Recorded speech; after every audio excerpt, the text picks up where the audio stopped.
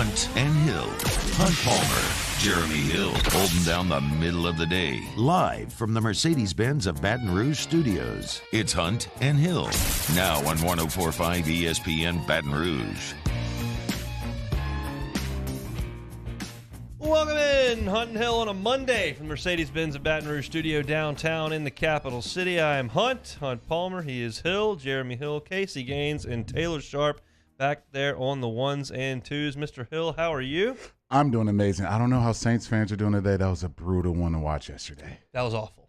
They were terrible. LSU, I thought, was very good. And we'll talk about that as well. SEC action, the NFL slate, tons and tons to get to over the next couple of hours. No guests on Monday. We just got a lot to talk about. We're going to get to LSU and New Mexico in the first segment here, I think. We may not, but there is a lot I want to get to. But we're going to start with what is the news of the day down here in South Louisiana. It's something that I was made aware of a couple of hours ago and was made official about an hour ago, well, exactly an hour and 1 minute ago.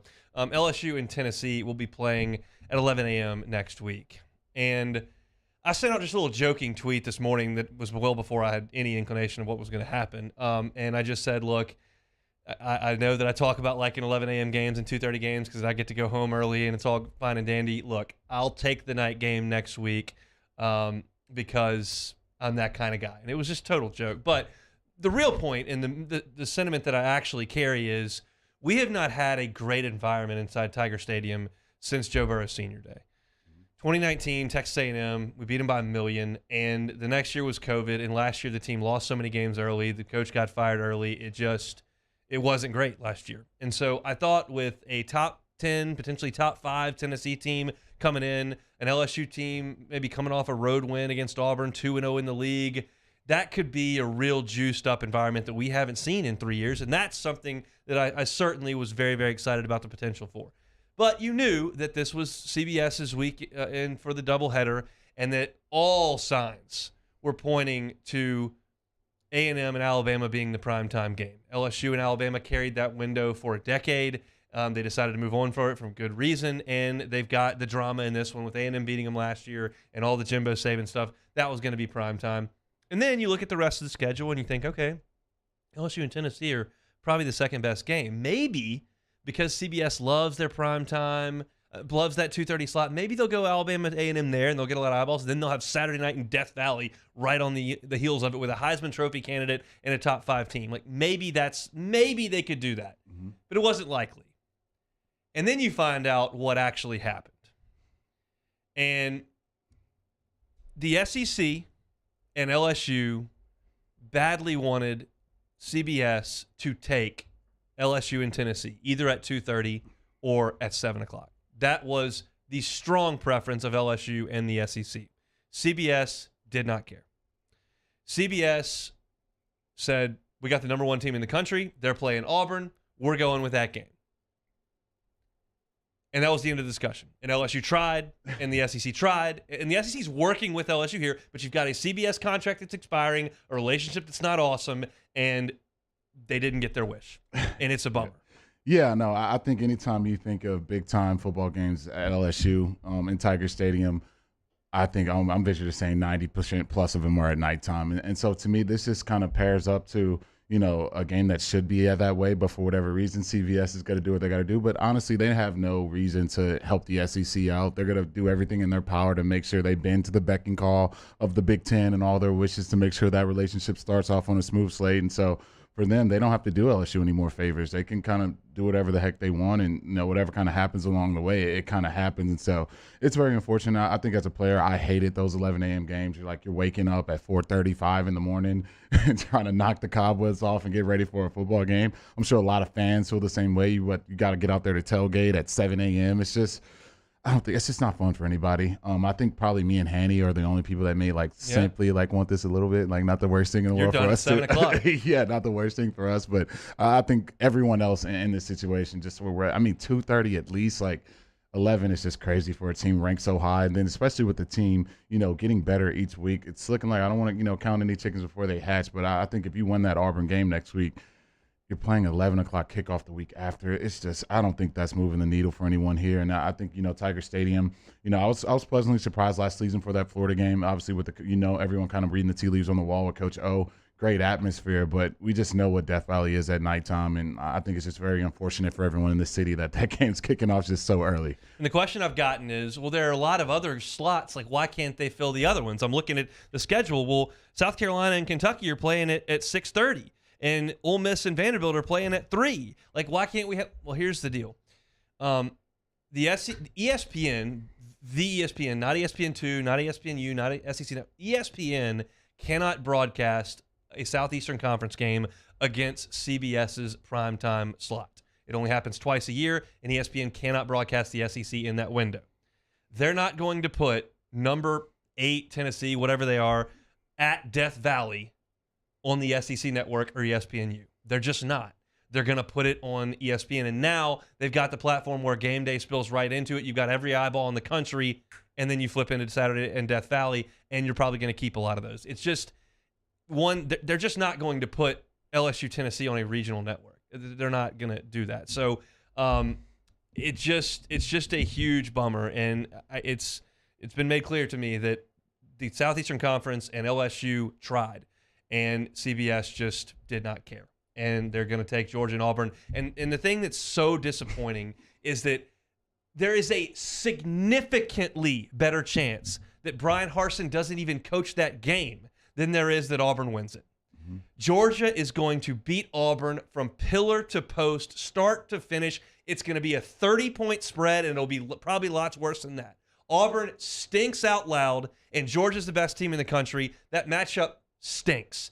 And sure, there's a reasonable chance that Auburn could beat a first-year head coach in LSU this week on the Plains. Like, that could happen. I'm not here to rule that out or to insinuate that LSU is some powerhouse that's going to roll Auburn. Georgia is, and that's the game we're talking about. It's going to be an absolute disaster, and no one is going to be watching that in the fourth quarter.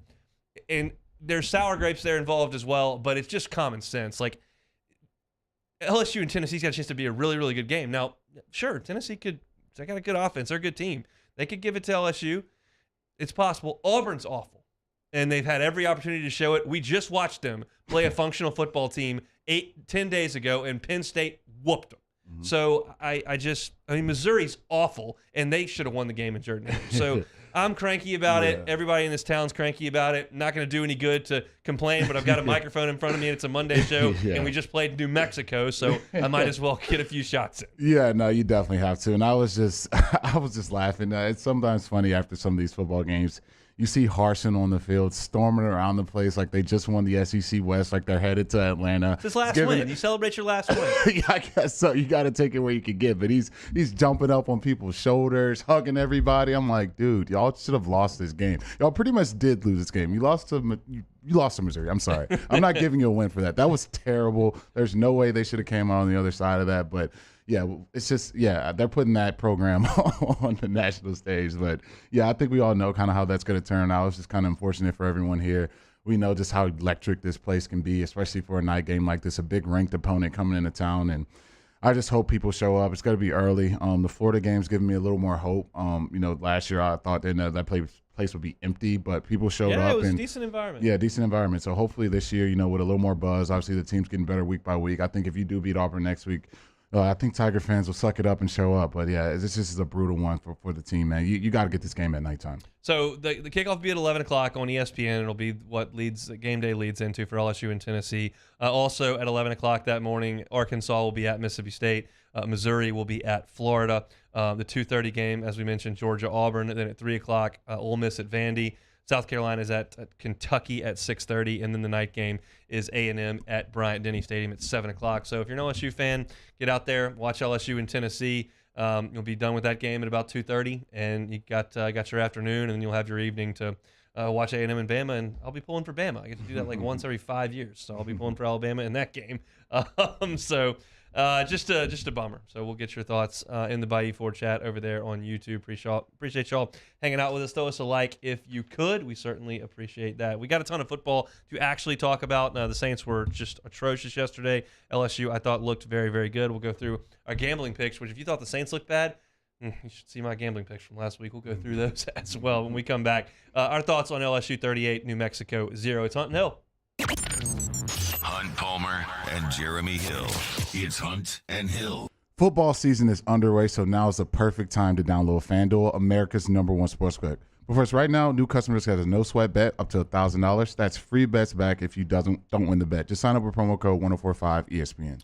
One of the best things about FanDuel is if you win, you get paid fast, which is very, very good. You can also live bet games. So if you're sitting there and you got the app on your phone, you're watching a football game, basketball about to crank up, see a trend you like or something you notice, you can live bet that game. The odds change right in front of you at your fingertips as the game progresses. So it's all in an app that's very safe, secure. It is super easy to use. Sign up today with the promo code 1045ESPN for your no-sweat first bet. That's promo code 1045ESPN. Make every moment more this season with FanDuel, the official sportsbook partner of the NFL. You must be 21 and present in Louisiana.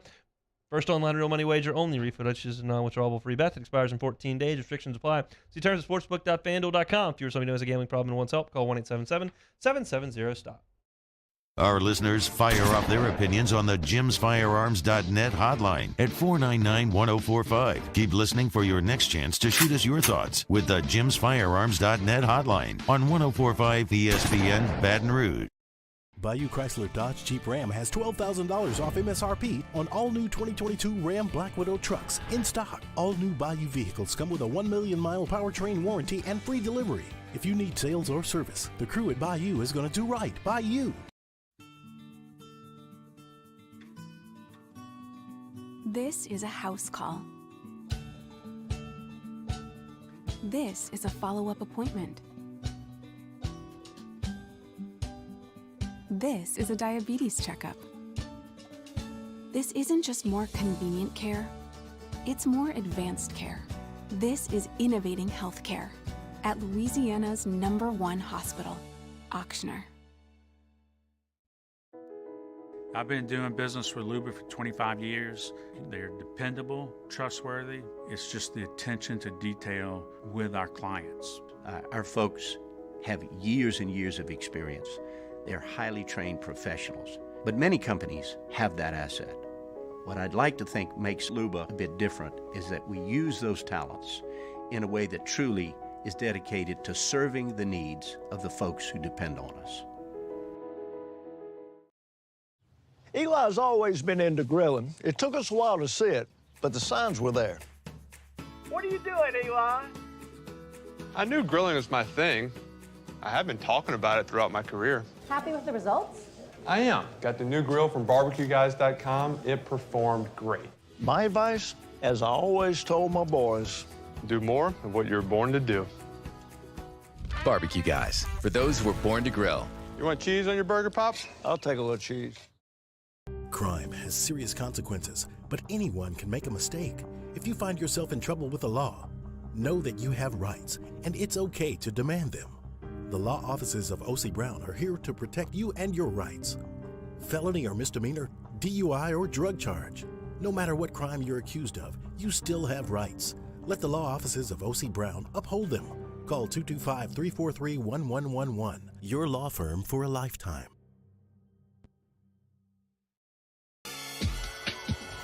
This summer, meet Acura's heroes of performance.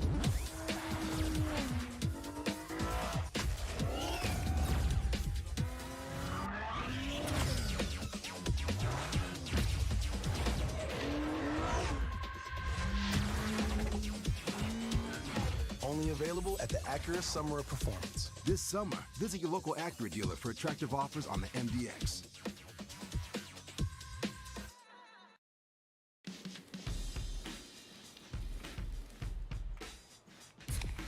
Light beer shouldn't taste like water. Miller Lite has more taste and only 90. On Tuesdays, Off the Bench, we close the book on last week and look forward to the new LSU Auburn. Plus, what do the New Orleans Saints need to do to right the ship? Off the Bench, 7 to 10 a.m., 104.5 ESPN.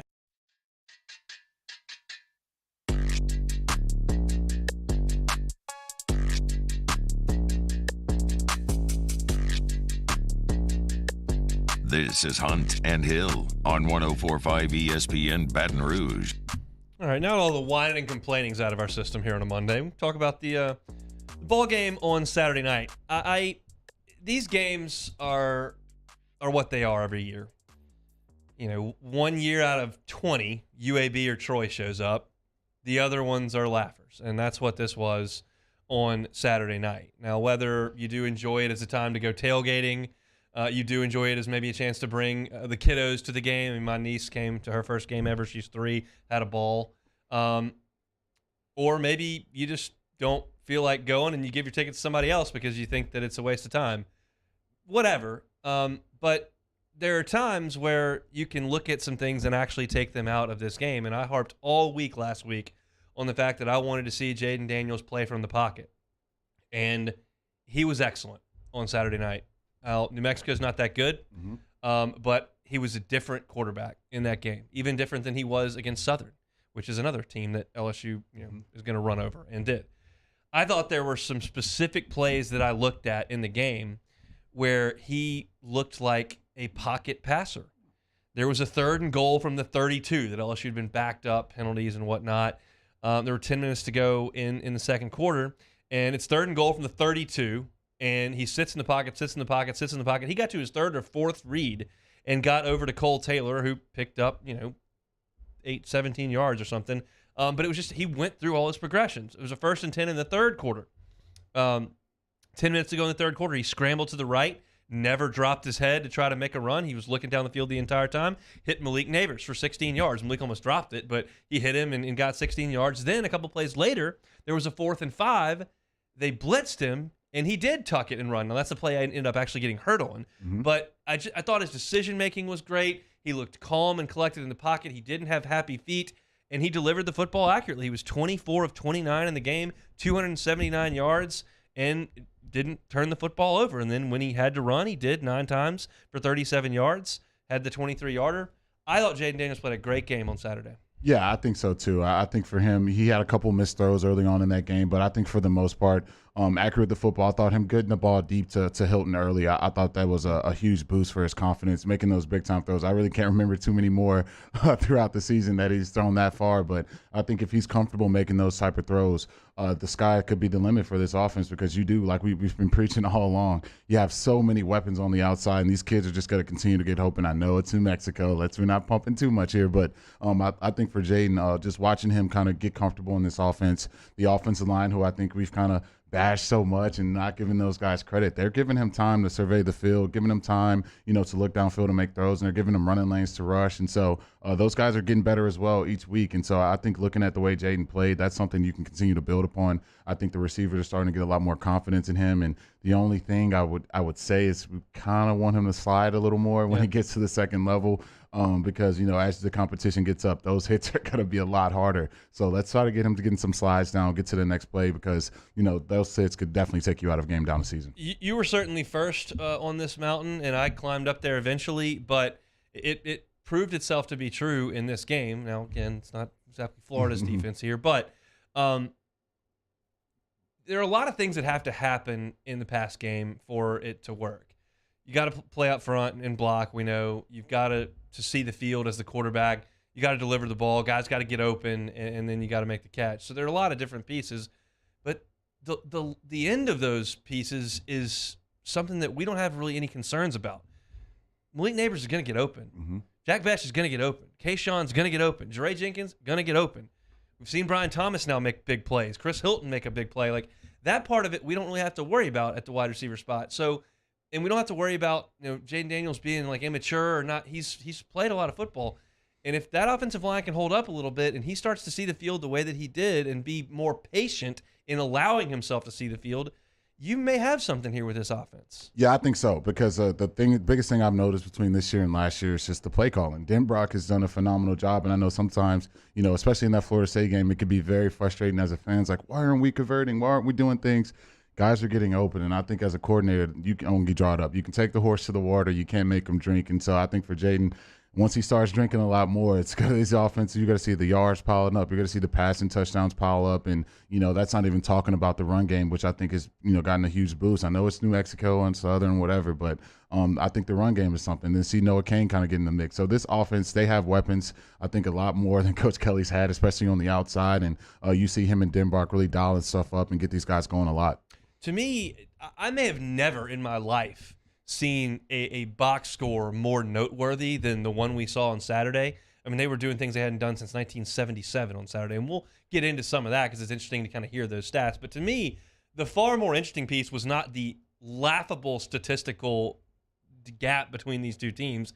It was what I saw with my eyes, that it just looked different, and they had clearly emphasized, Jayden, hey, man, running around is really good a lot of the time, but it'll be better if you just do that when you have to, a la 4th and 5, as opposed to, he's not open, let's go. Because if you just sit back there and let him go, that makes things a lot easier. So I thought that was really, really good. You mentioned the run game. Noah Cain breaks the long one for 49 yards. They got John Emery Jr. involved. My biggest takeaway from the run game actually early on until he got hurt was the fact that I think Armani Goodwin's kind of their lead dog right now. Now, that may change. He goes down with what didn't look like a great injury. Brian Kelly today in his press conference said it's going to be a day-to-day type thing. And we'll see. Hopefully he's ready to go in a week. Seems a little bit unlikely to me, but I don't know anything. All I know is what Brian Kelly said. It just didn't look great coming off the field. But it seemed like that they had kind of decided that he was their lead back, which surprised me. Yeah, no, I think he's had the most success so far. Obviously, we know he got banged up, something he had to deal with a ton last year, but he's been running consistently hard, and that's something I noticed in the spring game. He just had a little more torque to him this season, and he's been running extremely hard. Guys are getting out of his way. That Mississippi State touchdown he had, guys are just getting out of his way, and then he's walking into the end zone. So if I know Frank Wilson the way I know him, you're going to gain a lot of favor with him as hard as you run the ball. And so, it's unfortunate that kind of, that guy probably may miss some time here. But I think as the run game as a whole, seeing kind of Cain get back into the mix, I'm still waiting on Emery to pop a little bit. He just looks little steps slower than I remember him being, especially in that Alabama game. But hopefully as the season goes on, he can kind of get his legs under him more and continue to attack that way. But anytime you got to respect Jayden Daniels pulling that ball out in the quarterback read option stuff, I think it helps these guys out a ton. And they're getting a lot more push up the middle, I think, with Bradford in there. And Dellinger's done a great job up the middle as well all season too. As far as the wide receivers go, they targeted Malik Neighbors 9 times. He had 6 catches for 65 yards, 44 of those 65 yards after the catch. Jack Besh had 6 catches. We knew they were going to try to get him involved. Looked very good running punts back. A little aggressive on that first one, catching it when they're right on your lap. But then he makes a big play on the one that got called back for the illegal blindside block. Brian Kelly did not agree with the call. They're just going to be very, very cautious on guys blocking towards their own goal line. And so I saw it live, and I went, they might call that. Then I didn't see the flag come out immediately, and I followed Jack down the sideline. Then I looked back and saw the flag there.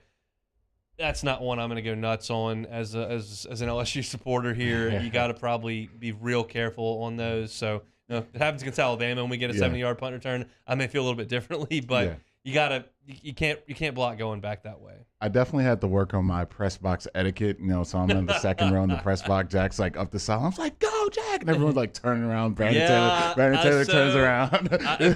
Everyone's staring at me. I'm like, okay, you're not supposed to do that. And I just kind of go back in my seat. But, I've coached myself into that my times in the press box. Like I know how to react, how to act. I mean, I've seen some crazy stuff from the press box, but one thing that did happen, they got there wasn't room for – there was so much media at the Florida State LSU game that for us that all we needed the press box for was for the game.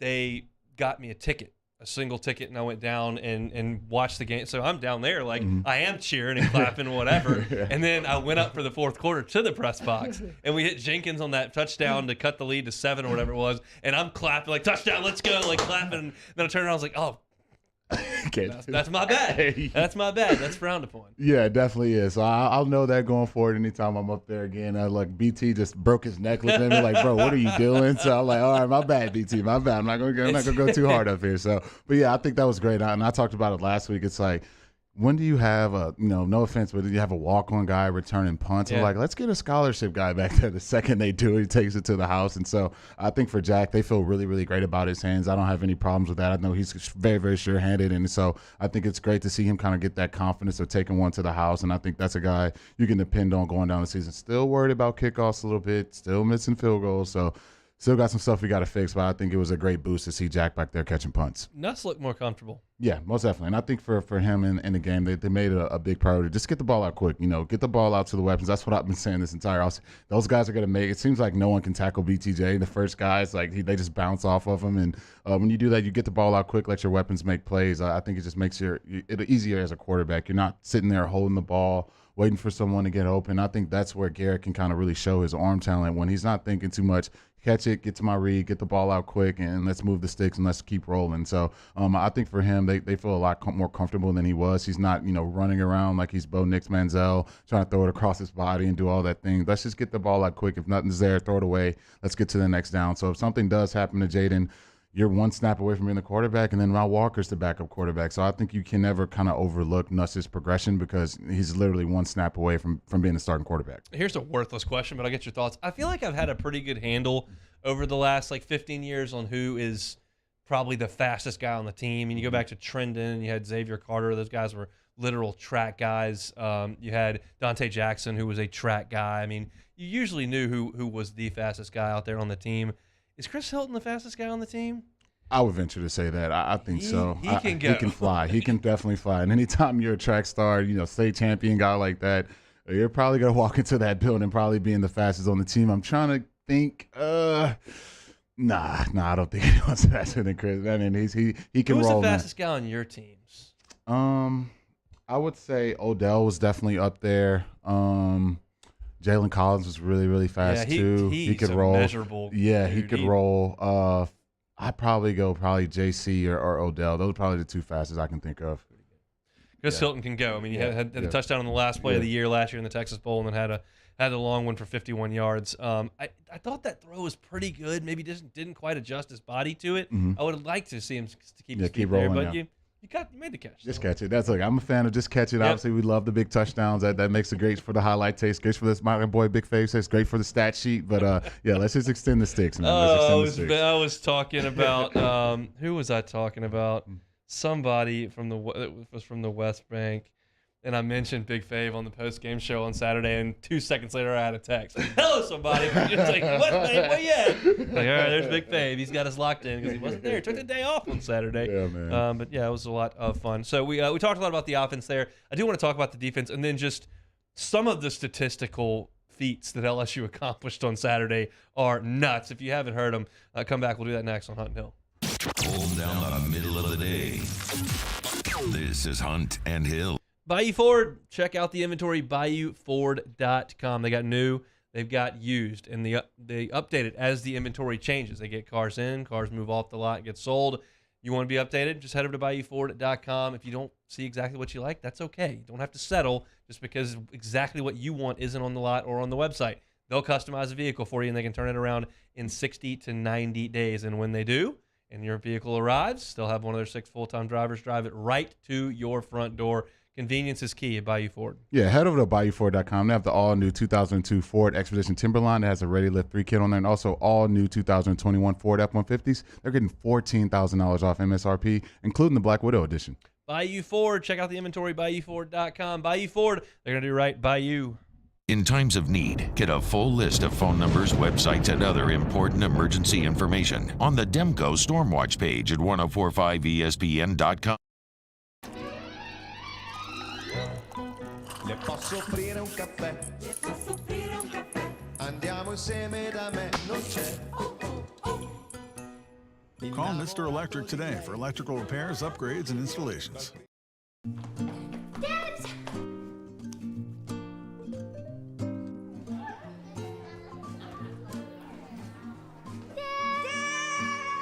Kids have staked out their place at Ochsner Medical Complex The Grove, where more than 30 pediatricians and pediatric specialists are all conveniently located under one roof, so you can spend less time driving and more time keeping your kids well. Dibs!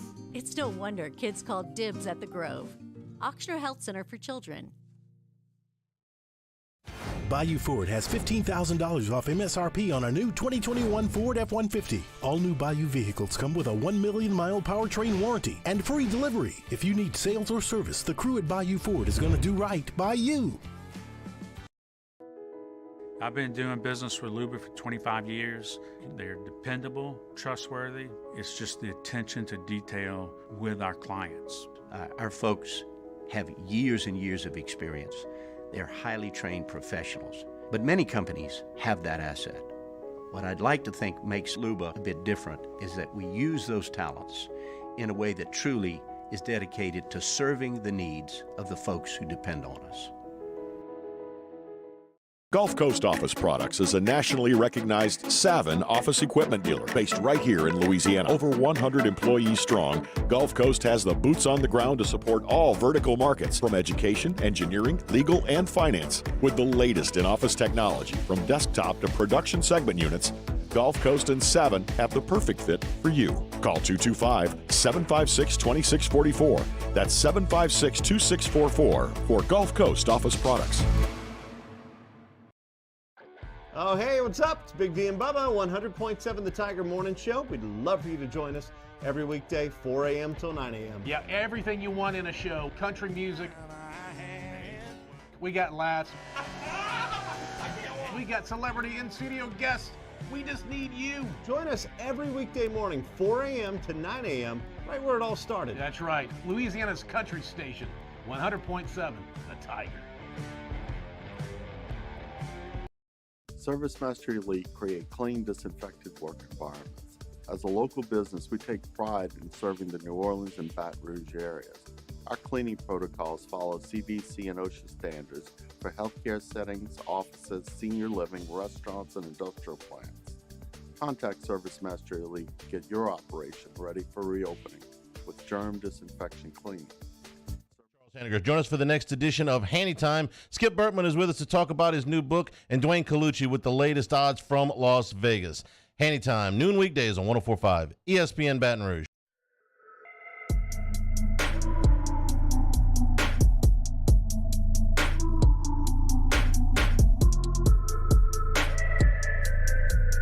Hunt and Hill, 104.5 ESPN Baton Rouge. Tigers win on Saturday night 38-0. You look at the score, 38-0. You watch the game, you probably think, well, that was just another old rental win where LSU dominated an overmatched opponent. All right, on to the next one. And that's kind of generally the thought that I had. I mean, I've got my notes that I'm taking during the game for post-game and then go into the post-game studio and fire up the computer and kind of pull up the entire package of the stat sheet. And some of the stuff just started jumping off the page. And Todd Polietz over at LSU does an awesome job of kind of aggregating all these statistical oddities and sending them out. Some of the stuff that happened. 2 first downs for New Mexico. That was the fewest LSU had held any team to since the Ice Bowl and the Cotton Bowl in 1947 against Arkansas when the Hogs had 1 first down that day. The yardage difference on Saturday night was 544. The second largest yardage disparity in program history, only to a 668-yard disparity between LSU and Rice in 1977. Game LSU won 77-0. Did you notice in watching the game that it was this bad? Yeah, and I noticed by the crowd, there's literally no one there anymore. So, yeah, it was just total domination. They had that one kind of busted coverage play, and it was like, ooh, we did so great, wow. And then it was after that, it was just literally nothing. And then you look at the stat sheet, and you see they averaged 1.7 yards a carry. The quarterback didn't even have 100 yards passing. It's like – he had 50 yards. He had 47 yards total. That's terrible. 5 of 7 for 47 yards. Yeah, I think Southern may have put up more yards. They ran it 26 times for 41 yards. Yeah, Southern put up more yards than them, that's terrible. There's no doubt. Yeah, that's just not good. They were 1 of 10 on third down. They only ran 33 plays. And one of the things that I noticed pretty quickly, they were punting on 4th and 1 a lot.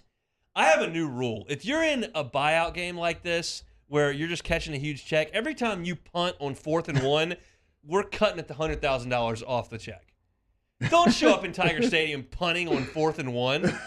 If that's going to be the case, then don't even show up. Like, that's pitiful. Go for it. Yeah, no, that was just a bad football team. And look, I've seen a lot of football teams come in that stadium. When you watch them come out of the tunnel, they just look like a JV team. They look like one of these big Texas high school football teams. And it's like, this is not going to go good for these guys. And so, yeah, it just seemed like in this game, especially once Jayden went out, it was just like, let's get out of here. Let's kind of run this clock out. Let's get to the locker room. Let's get to next week. And that was just one of those games. And I guess you're just trying to do them a favor, getting them to come to Baton Rouge. But this is probably one of the more least competitive games I've ever seen. It was not great. LSU's defense did play very, very well. They did have that one bus, was a little option to the left, and then he retreated and found a little guy running across the middle for a nice gainer. But other than that, it was total domination. Harold Perkins continues to show up, continues to make big plays. Had 8 tackles in the game. 3 of them were solo. They've got him playing the jack spot where Ojulari plays. He still is playing a little bit in the middle of the field. He's just an athlete that's all over the place, and now he's led LSU in tackles in 2 of the 4 games they've played. Yeah, I got to, shout out my boy Matt Moscona when I was saying, look, guys, I'm not going to get any credit for telling y'all Harold Perkins is going to be very good. The 5-star kid, one of the best linebackers in the country, most recruited by every school in the country. Yeah. No, I'm still going to tell you, that kid's really good. Like, he's really, really good. You can't miss him when he's out there on the field. He's just constantly in the backfield. Very, very difficult to deal with off the edge through the middle. He's just one of those athletes, to me, he just can't take that kid off the field. He's got to go out there week in and week out, just make plays. And so I think they're going to be, dependent on him. And, man, the future, the more and more I think about it, the future is very, very bright for this program. Yeah, that you get that sense. Now, things change quick when you step into conference play, and they're still not done losing. Mm-hmm. So, but there are some things to really, really like. One of the things that Brian Kelly did say in his press conference today was that the injury front looks pretty good. They expect Jay Ward to be back. He was dressed but didn't play. B.J. Ojulari was in street clothes. They think he's going to be fine. You got Sevyn Banks back in the game. Joe Foucher's suspension for academics is now over, so you were really, really frighteningly short on depth in the defensive backfield. You're playing Derek Davis, who was not supposed to play very much on the team because Matthew Langlaw's hurt. He can't play. You didn't have Jay Ward in the game. You didn't have Greg Brooks in the game. So, no, Brooks did play. But you were missing significant amount of guys. You had to send Jarek Bernard-Converse back to safety. So you kind of cobbled it together, and it still seemed to work out. And again, when you're cobbling things together and putting a bunch of different DBs back there to play, sometimes you would figure they would bust at some point. And other than that little option, they were in the spot they were supposed to be. I continue to be impressed with the way that Matt House has called this defense through a month. No, he's been extremely impressive all season. That's kind of, I'm going to keep saying it week in and week out. It's just night and day from last year. You watch that defense last year and you watch it this year. They're moving guys around. And to me, as an offensive player, when a defense lines up in the same exact front, every single play, you know exactly what's about to happen. It just makes your job so much easier. You don't have to think. It's like, oh, man again, oh, man again, oh, man again. But when guys start moving around, okay, wait, Harold Perkins is over here. Wait, he was over there last play. And it's like, it's so hard to keep up with. And I think Matt House has done a phenomenal job doing that all season. And to me, like you said, not seeing the busting coverage. You're not seeing guys run down the field wide open. That UCLA game, that's still burned into my mind. Constello's still burned into my mind. Oh, God, I'm going to have to pray tonight. But, yeah, we don't see that Devontae anymore. Smith a couple years ago. My goodness, this one-hand catch. Look, I don't want to talk about that. But, yeah, I think for Matt, it's just been night and day, man. And it's so refreshing to see just, them utilizing the athletes that they have on defense. Those guys have been playing well, and I think Converse moving to safety, helping this team out a ton. You can't go, that can't go overlooked. That's why you bring those veteran guys in who's played a ton of football because, the moment's not going to be too big. You can move those guys around, and those guys really, they know this defense. And so I think Matt House is going to continue to dial it up. I know the competition is going to step up as you go on in the season, but I think as you go on into those games, I feel a lot more comfortable than I did going into the season. How comfortable do you feel with LSU's field goal unit? Missed a 38-yarder, made a 31-yarder. I'll tell you this: they're lucky Sean Payton's not the head coach. I can tell you that right now because kicking is it's like an epidemic everywhere. Nobody in the NFL is making any kicks. Will Lutz looked terrible yesterday. Yeah. Ramos missed another one for LSU. It's just the A&M Arkansas game. That was that. We'll get to that. Yeah, goodness. Yeah, it's just been bad, man. And so, yeah, you got kicking issues on the field goals. Now you got kickoff issues. It's just something that you're going to have to fix because the last thing you want to do is give Tennessee the football at the 40-yard line, short field. Like, you can't do that. So hopefully they figure something out. Maybe Diber gets a chance. I don't know. But what we've seen thus far, that just won't be good enough when SEC play rolls around. No, and it's concerning a little bit. I think Brian Kelly was asked about it today in his press luncheon, said, look, I'm 100% confident in him. He's going to be our guy, and we're going to move forward with him. So just one of those deals where it's just not going to be like it was the last 4 years. You had 1 year Cole Tracy where he was nails, and then you had 3 years of Cade York where he was phenomenal, and now you got to move on and find the next guy. And it appears that they've got Ramos where they want him. It's just it's just not going to be as automatic as it once was. But again, 633 yards for LSU, 88 for the Lobos. LSU ran for 4 touchdowns and 233 yards, threw for 414, completing 85% of their throws. It was as efficient and methodical and every bit as bad as the box score would have you believe. But again, I think still the point remains that it just looked better than it does on the stat page because they just look like a team that knows what they're doing. The talent level's still not exactly where I would like it to be, and I think where it's going to go. But I think they're pretty well coached. I think they're going to be ready to play more often than not. And save for a blocked extra point, it'd be feeling pretty good around here to this point. But when we come back to close out hour number 1, we want to talk about a little bit about kind of where this team is now that it's time to hit the gauntlet and see our concerns and what we feel really, really good about. So we'll do that to close out hour number 1 next on Hunt and Hill. 104.5 ESPN Baton Rouge with Hunt and Hill. Reliable roofing and construction, reliableroofing.br.com. Not just if you need an entire new roof. Maybe you just need an inspection on your roof. Maybe you just need a little bit of a repair on what's a pretty new roof. They can do all of that, and they can get you a free quote if you head to the website reliableroofing.br.com. Yeah, so happy to tell you guys about Reliable Roofing, a family-run, owned, and operated residential roofing company. They've been in business since 2008 with over 30 years of roofing experience. Lionel and Jared Hayes, Baton Rouge, born and raised. That is where their company is, and they want to serve this community. So if you're in our listening area here in South Louisiana and you're thinking roofs, think Reliable Roofing and Construction. Go to the website, reliableroofing.br.com. You can see the before and after pictures of the great work that they do. Every job comes with a 5-year labor warranty, and every job Lionel Hayes will visit and give his stamp of approval as the owner. It's not some company that's come down trying to make a quick buck off a hurricane and head on back up north. This is a Baton Rouge born and operated company, and we're thrilled to tell you about them each and every day here on the show. Reliable Roofing and Construction. Catch the website, reliableroofing.br.com. This week on dropbiscuit.com or wherever you listen to podcasts is our new series, Pops, the Louis Armstrong story. Pops is brought to you by New Orleans & Company. Check out neworleans.com and come visit New Orleans. This isn't just another day. It's so much more. Kelly's life was put on hold when her auctioneer primary care doctor discovered a rare blood disorder. Her doctor connected her to an auctioneer care team of cancer, heart, and kidney specialists. With multiple primary care locations around Baton Rouge, same-day appointments, and online scheduling, we're relentless about keeping you healthy. Auctioneer Baton Rouge, innovating healthcare for Kelly. It's no secret. The best oysters in Baton Rouge are at Jolie Pearl Oyster Bar. Enjoy mouth-watering South Louisiana flavor and oysters from all over the country. And don't forget our nightly drink specials.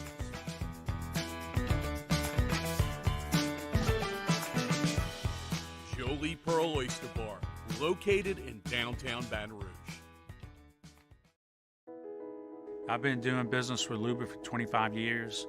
They're dependable, trustworthy. It's just the attention to detail with our clients. Our folks have years and years of experience. They're highly trained professionals. But many companies have that asset. What I'd like to think makes Luba a bit different is that we use those talents in a way that truly is dedicated to serving the needs of the folks who depend on us. Eli's always been into grilling. It took us a while to see it, but the signs were there. What are you doing, Eli? I knew grilling was my thing. I have been talking about it throughout my career. Happy with the results? I am. Got the new grill from barbecueguys.com. It performed great. My advice, as I always told my boys, do more of what you're born to do. Barbecue Guys, for those who were born to grill. You want cheese on your burger, Pops? I'll take a little cheese. Crime has serious consequences, but anyone can make a mistake. If you find yourself in trouble with the law, know that you have rights, and it's okay to demand them. The law offices of O.C. Brown are here to protect you and your rights. Felony or misdemeanor, DUI or drug charge. No matter what crime you're accused of, you still have rights. Let the law offices of O.C. Brown uphold them. Call 225-343-1111. Your law firm for a lifetime.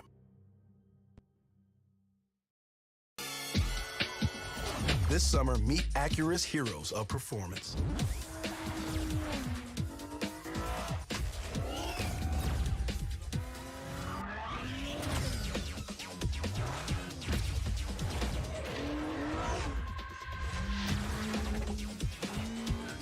Only available at the Acura Summer of Performance. This summer, visit your local Acura dealer for attractive offers on the MDX. It's Matt Moscona inviting you to join us for Monday's AFR, presented by Relief Windows. We'll recap LSU, New Mexico, Saints, Panthers. Cole Kubelik will join us. We'll hear from Brian Kelly. It's all on Monday's AFR, 3 to 6. 104.5 ESPN Baton Rouge.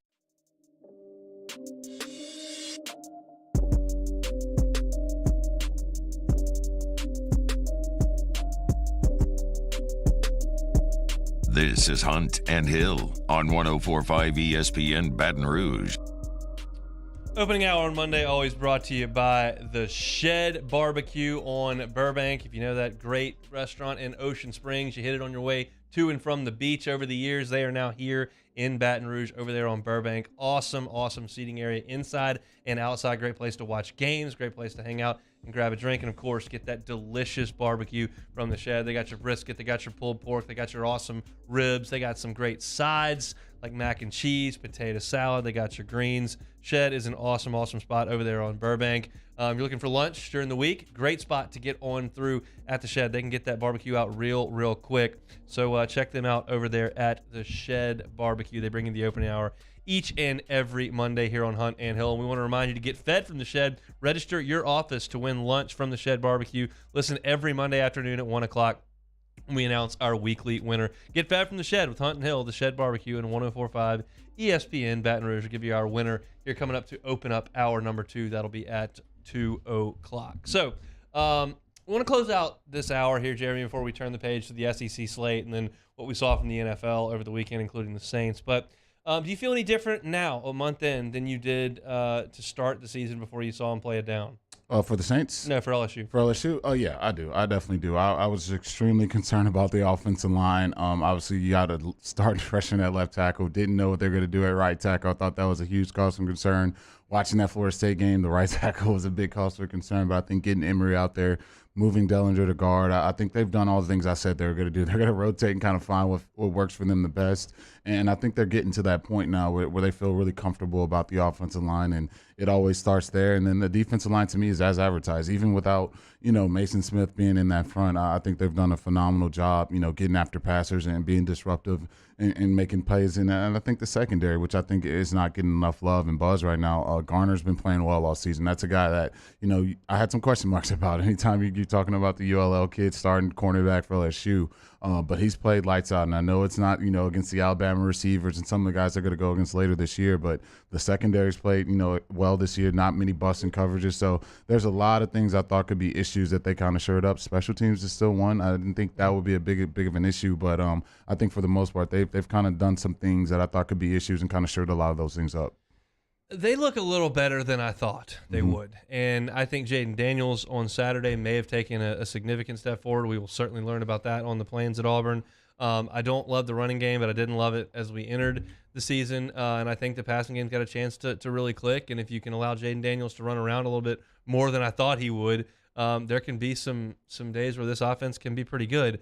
Defensively, I think they've been coached exceptionally well. I think that the secondary has played better than I thought it would. Jordan Travis is really good, and he carved him up on third down. So LSU did a pretty good job on first and second down in that game. They were just terrible on third down, and that allowed Jordan Travis to get after him. And then in the first half, they just couldn't block Florida State, who's got a good defensive front. There will be plenty of those on the schedule, but I thought they did a better job on Mississippi State's front than they did on Florida State. So maybe you're making some strides, and if you've got these two freshman tackles that grow up and become a little bit better, it may be a better team. I'm trying really hard, and it's not that difficult to do, but I'm trying not to overreact to New Mexico and Southern. I got it, yeah. But just watching and knowing what we've seen over the years and kind of we know what championship teams look like, and we've known some bad teams look like the last couple of years. I think this team is probably in a little better position than I thought it would be after fall camp broke and we were headed to the Dome in New Orleans. Yeah, it definitely is. And I think that anytime you have a head coach like Coach Kelly, you expect that. You expect them not to let the same things continue to ail them week in and week out. And I know they're going to be burning oil all night trying to get this special teams thing figured out. But I think for the most part, looking at the defense as a whole, as long as your assignment's sound, you got the athletes out there to make plays. And I think the offense has just slowly been getting better, week in and week out. And I think you really can't control sometimes who you're playing that particular week. But you want to go out there and execute and do things the right way. And I think they've slowly done that week by week, especially looking at that Florida State game. And so if you really look at it, it seems like since the fourth quarter of that Florida State game, maybe a little first half of the Mississippi State game, they've just played well. And I think that's what you want to see if you're an LSU offense. So I'm definitely a lot more encouraged than I was going into the season. I think I had him at 3-5 in the league. I had him beating Florida State, but I had him at 3-5 in SEC play. I still think that's probably close to on track, but maybe 4-4 could be a little bit more attainable. Arkansas didn't look like a world beater over the weekend. A&M has had their significant issues. Ole Miss has been okay. Auburn looks terrible, quite frankly. So Florida is certainly not a juggernaut. I mean, they're just a bunch of 50-50 games that you're going to have to go into and find a way to get more wins than you don't. And I certainly still think that this team's got a long way to go as far as a program. But I think 4-4, 5-3, if they really turn it on, is attainable. And again, I was pretty bearish on this team entering the year is what I thought they would do. You're already one game off schedule with my prediction, so it's hard for me to throw a 360 because I had them beating Florida State. So Yeah. I can't get too far out over my skis, but I still think they've got a chance to win just about every time they lace them up. I don't know if I'm going to pick them to beat Alabama in Tiger Stadium, but just about every time they lace them up, they'll have a chance. Look, man, I was pumping it heavy, man. I had them 9-3, pumping. How you feel about that now? It's not off the table. 6-2?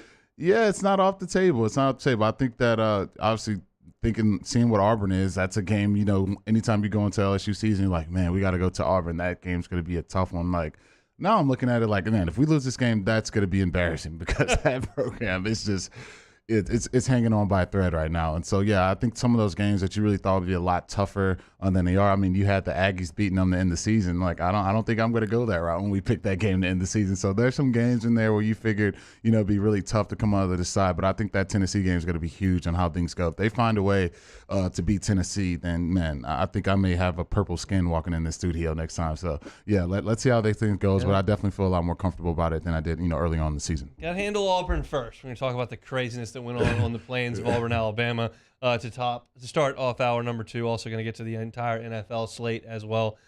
Excuse me. We'll look at the Saints and Panthers too. But I want to remind you first, check out dropbiscuit.com. Browse our growing library. While you're there, be sure to subscribe to Pops, Fame, You Talking to Me, For the People, Well Stated, or whatever Southern flavored audio biscuit you fancy. That is dropbiscuit.com. Here's going to be the Citizens Bank poll question of the day, Jeremy. Did you send or receive a text message related to Andy Dalton yesterday? Because I got a bunch, and I'm not even in some heavy Saints groups. That's where the Saints fan base is, so that's where we're going to go to on Twitter. I think it's going to be overwhelmingly yes. Yeah, man, look, that's like I said, there's no worse position to be as a fan, as an organization, as a fan base where you have people on both sides of the fence with the quarterback. Normally you want a guy that everyone kind of trusts. Everyone knows that that guy's going to give them the best chance to win a football game. And to me, like, Jameis is so banged up right now. Like, I'm not going to blame it just on that, but he just doesn't look the same, man. And I think that's always going to open the window for put the backup in. I think everyone in Baton Rouge knows just how lovely those and shiny those backup quarterbacks look sometimes when they don't go out there and throw interceptions. But, we'll see how this thing plays out. I think if I know the Saints the way I do, I think they're going to keep rolling with Jameis and kind of see how that thing goes. It's really early on. They've only played in 3 games. So we'll see how this thing plays out. But, yeah, I could see a lot of the fans kind of jumping on that red rifle bandwagon and kind of seeing what he can do for the Saints. Again, we're going to put the poll questions up. Citizens Bank brings you the poll question each and every day. It's going to go on Twitter at 1045 ESPN, and I think it's going to be 80% yes that they either sent or received a text about Andy Dalton. Because it was a sad scene. We're going to talk about the game in its entirety, but that is not a place that I expected Saints fans to be 3 weeks into the season. Like I did not see that coming. I very much questioned Jameis Winston and just how far he could take this team. But to have the entire thing flip like that, this quick is more than I would have thought. I mean, I think if you would ask any Saints fans about the first 2 games of the year, and you'd ask them, hey, you guys got the Falcons, you guys got the Panthers. How do you feel about that? I know you got the Bucks too. I think you probably a lot of them that say, man, we own the Bucks. Yeah, we own the Bucks. We'll be 3-0. Part of my football calendar, Jeremy. August. Yeah, man. Look, that sunshine and rainbow slowly starts draining like a health bar. It just goes down and down and down and down and until we want the backup. And so I think you're starting to see that in full effect for a lot of Saints fans because, look, man, you look at Kamara, you look at the weapons they have.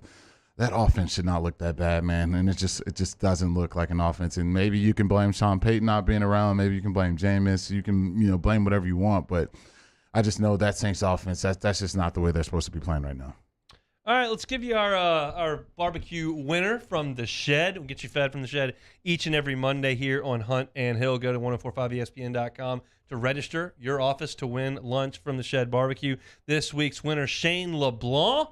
Shane from Louisiana Department of Transportation is the winner. We will get you fed from the Shed. We'll reach out to you, Shane, and make sure that y'all get some delicious barbecue from over there at the Shed. And we thank them for bringing the opening hour each and every Monday here on Hunt and Hill. If you missed any of the first hour, rant and raved about CBS at the beginning of the show, LSU and Tennessee at 11 a.m. next week. And then went through LSU's win over New Mexico for the duration of the hour. When we come back in hour number 2, we'll get to the Saints and Panthers, everything that went on in the NFL, but we will start with the Southeastern Conference and some gambling picks that were a little suspect. Hope your Monday's going well. Come back with us after Sports Center. It's Hunt and Hill.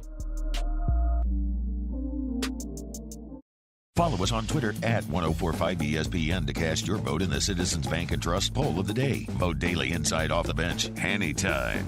Hunt and Hill. And after further review, Citizens Bank and Trust brings you the poll of the day via Twitter at 1045ESPN. There it is, the extra mile. On the border of expected and extraordinary. For those willing to go further. Like vans customized for work or play. With safety and tech to keep you connected. Supported by a 5-star sales, service, and finance team. And backed by the 1-star you know. So go the extra mile. It's never crowded because so few have what it takes to go there. Mercedes-Benz Vans.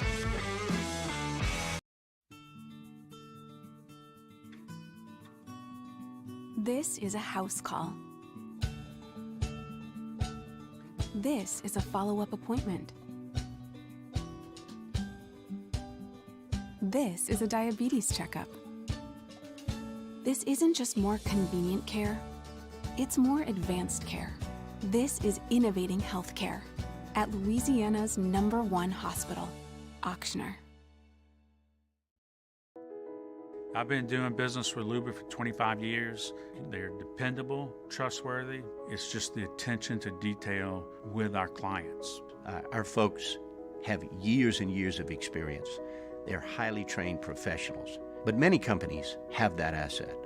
What I'd like to think makes Luba a bit different is that we use those talents in a way that truly is dedicated to serving the needs of the folks who depend on us. Gulf Coast Office Products is a nationally recognized Savin office equipment dealer based right here in Louisiana. Over 100 employees strong, Gulf Coast has the boots on the ground to support all vertical markets from education, engineering, legal, and finance. With the latest in office technology, from desktop to production segment units, Gulf Coast and Savin have the perfect fit for you. Call 225-756-2644. That's 756-2644 for Gulf Coast Office Products. Oh, hey, what's up? It's Big V and Bubba, 100.7 The Tiger Morning Show. We'd love for you to join us every weekday, 4 a.m. till 9 a.m. Yeah, everything you want in a show. Country music. We got laughs. We got celebrity in-studio guests. We just need you. Join us every weekday morning, 4 a.m. to 9 a.m., right where it all started. That's right. Louisiana's country station, 100.7 The Tiger. ServiceMaster Elite create clean, disinfected work environments. As a local business, we take pride in serving the New Orleans and Baton Rouge areas. Our cleaning protocols follow CDC and OSHA standards for healthcare settings, offices, senior living, restaurants, and industrial plants. Contact ServiceMaster Elite to get your operation ready for reopening with germ disinfection cleaning. Service Master Elite, the trusted choice in professional cleaning since 1996. It's no secret. The best oysters in Baton Rouge are at Jolie Pearl Oyster Bar. Enjoy mouth-watering South Louisiana flavor and oysters from all over the country. And don't forget our nightly drink specials.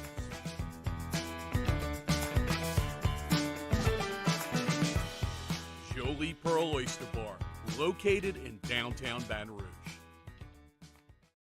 Gulf Coast Bank and Trust is giving our customers the power to bank anywhere, anytime during this challenging event. And we're right there with you. Our mobile banking app is a smart way to manage your money and time. Gulf Coast Bank and Trust, the bank that cares about you.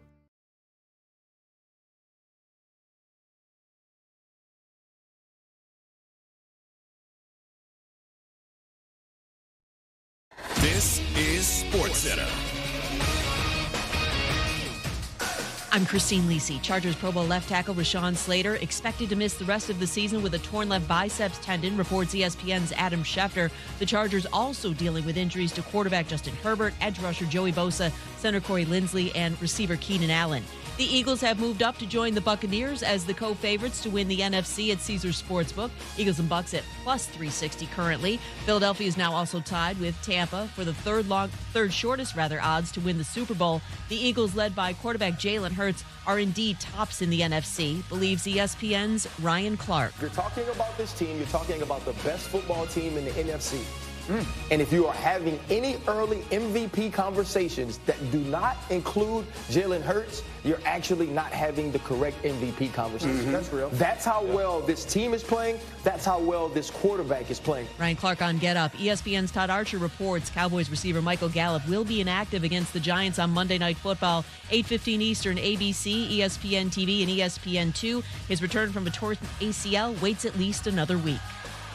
Think O'Reilly Auto Parts for all of your car care needs. We're close, convenient, and known for our guaranteed everyday low prices and excellent customer service from professional parts people you can trust. Stop by your local O'Reilly Auto Parts today. O'Reilly Auto Parts. Better parts, better prices every day. 1, 2, 3. Hunt and Hill.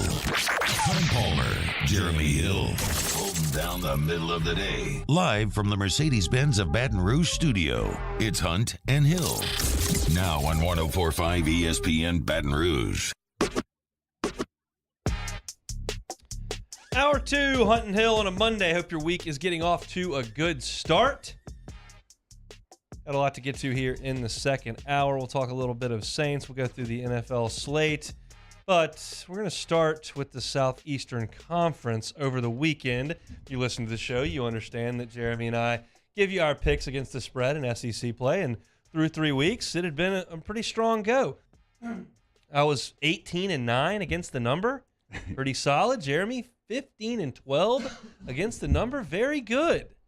So let's see how things went over the weekend. Georgia was laying 45 points against Kent State. I took Georgia. They didn't even get close. 39-22, a 17-point spread. Missouri was at Auburn. I said, surely Auburn will cover the 7. No doubt about it. They did not cover.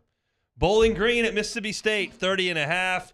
You know what? Mississippi State, I don't maybe not care about this one as much. Bowling Green, fairly respectable macro. Just give me the points. I'll take 30.5. Nope, that didn't cover. Florida and Tennessee. 10.5-point spread. Said Tennessee is going to roll Florida. No questions asked. They did not cover. Florida scores late to cover.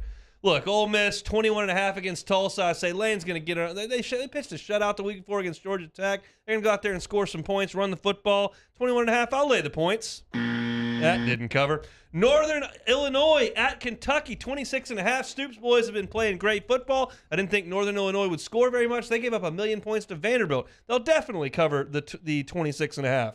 They didn't. They won by 8. So I didn't cover any of those. But we're not done. Charlotte at South Carolina. I said, well, look, Charlotte's defense is atrocious, but South Carolina's bad as well. Just give me Charlotte. They'll definitely cover the 22.5. Nope.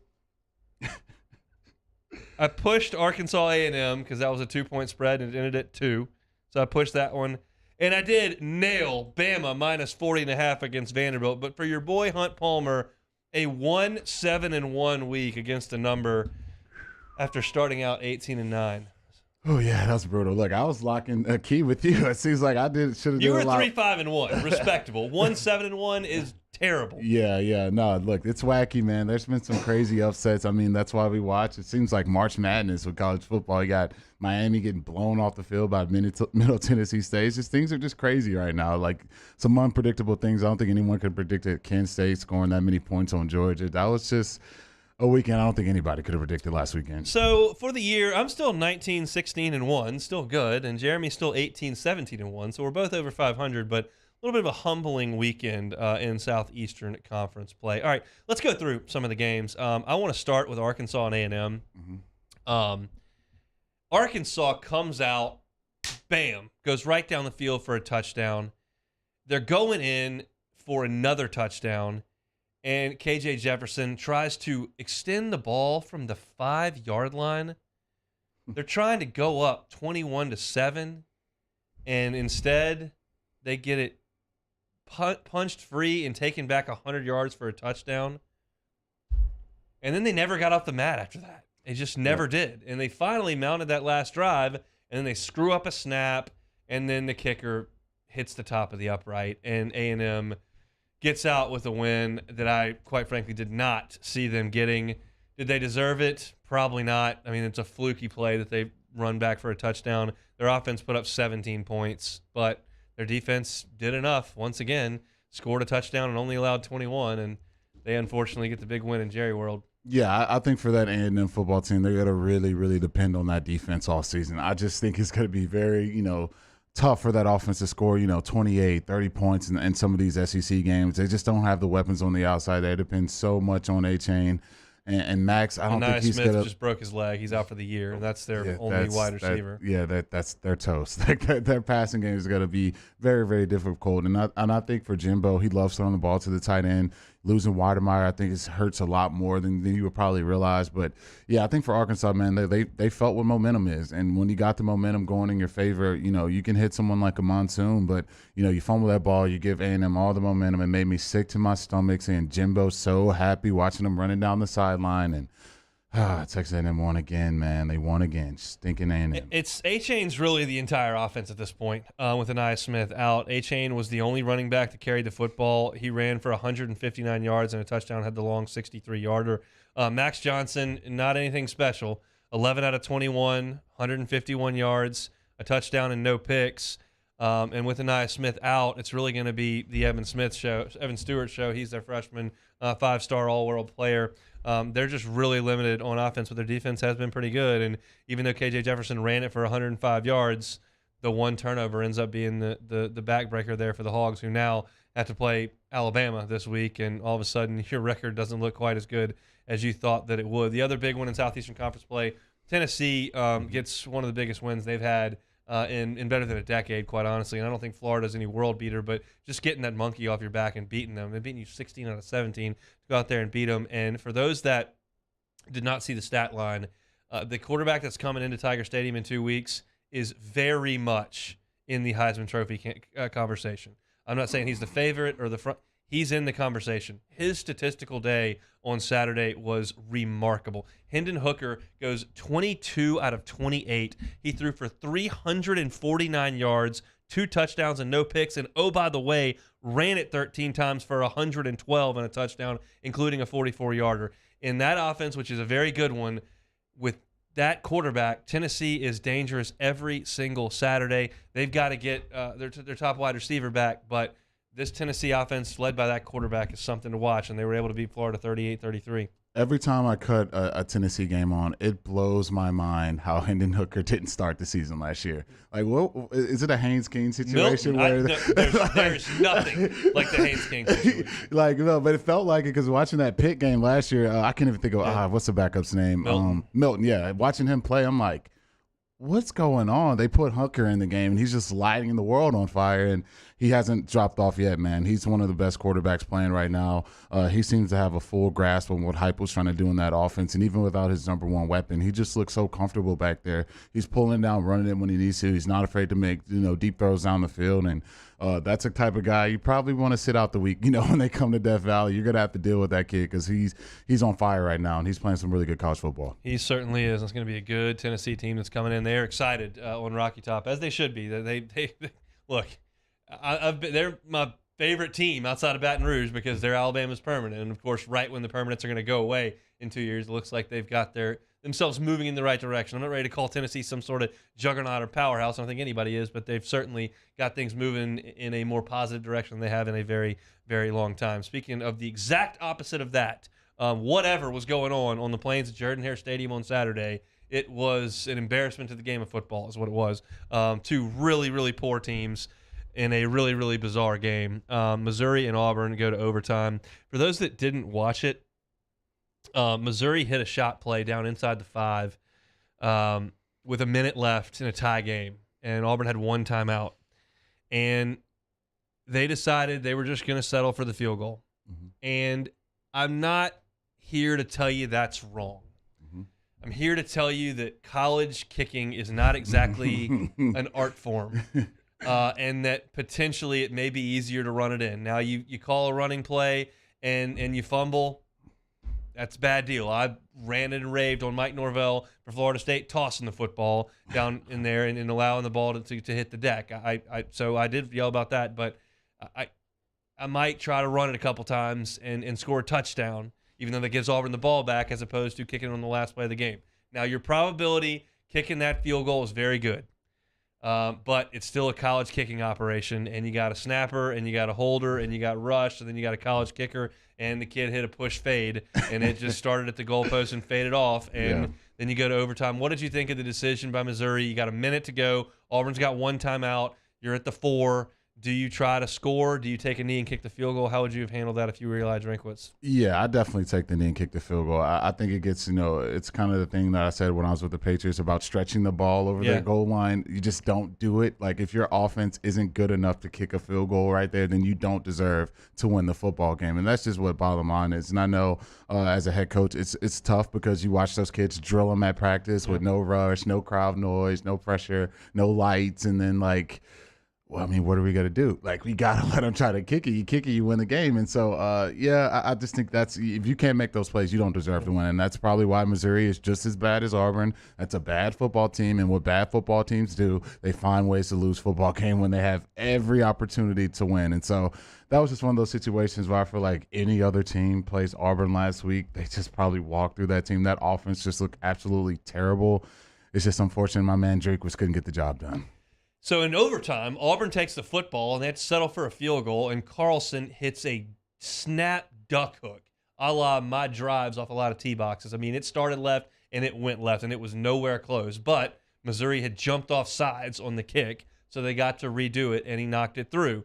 Missouri on their second play, 2nd and 5, running around left end, kind of like a little bit like Michael Ford in Tuscaloosa in 2011, kind of tight rocking the sideline. Nobody was hitting him at this very moment at about the 5, and he goes to shift the ball into his right hand from his left hand, and before anyone hits him, he just dropped it on the 2-yard line through the end zone for a touchback, and Missouri loses the game.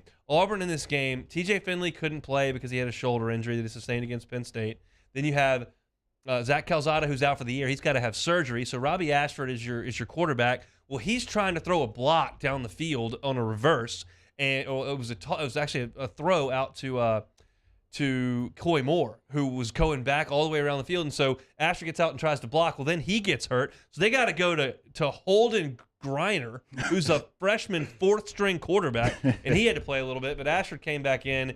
He didn't look good at all. They tried so hard to run Tank Bixby, which is what we yelled at him for all week last week. Mm-hmm. They gave him 19 carries. He ran for 2 yards a carry. They couldn't run the ball on Missouri.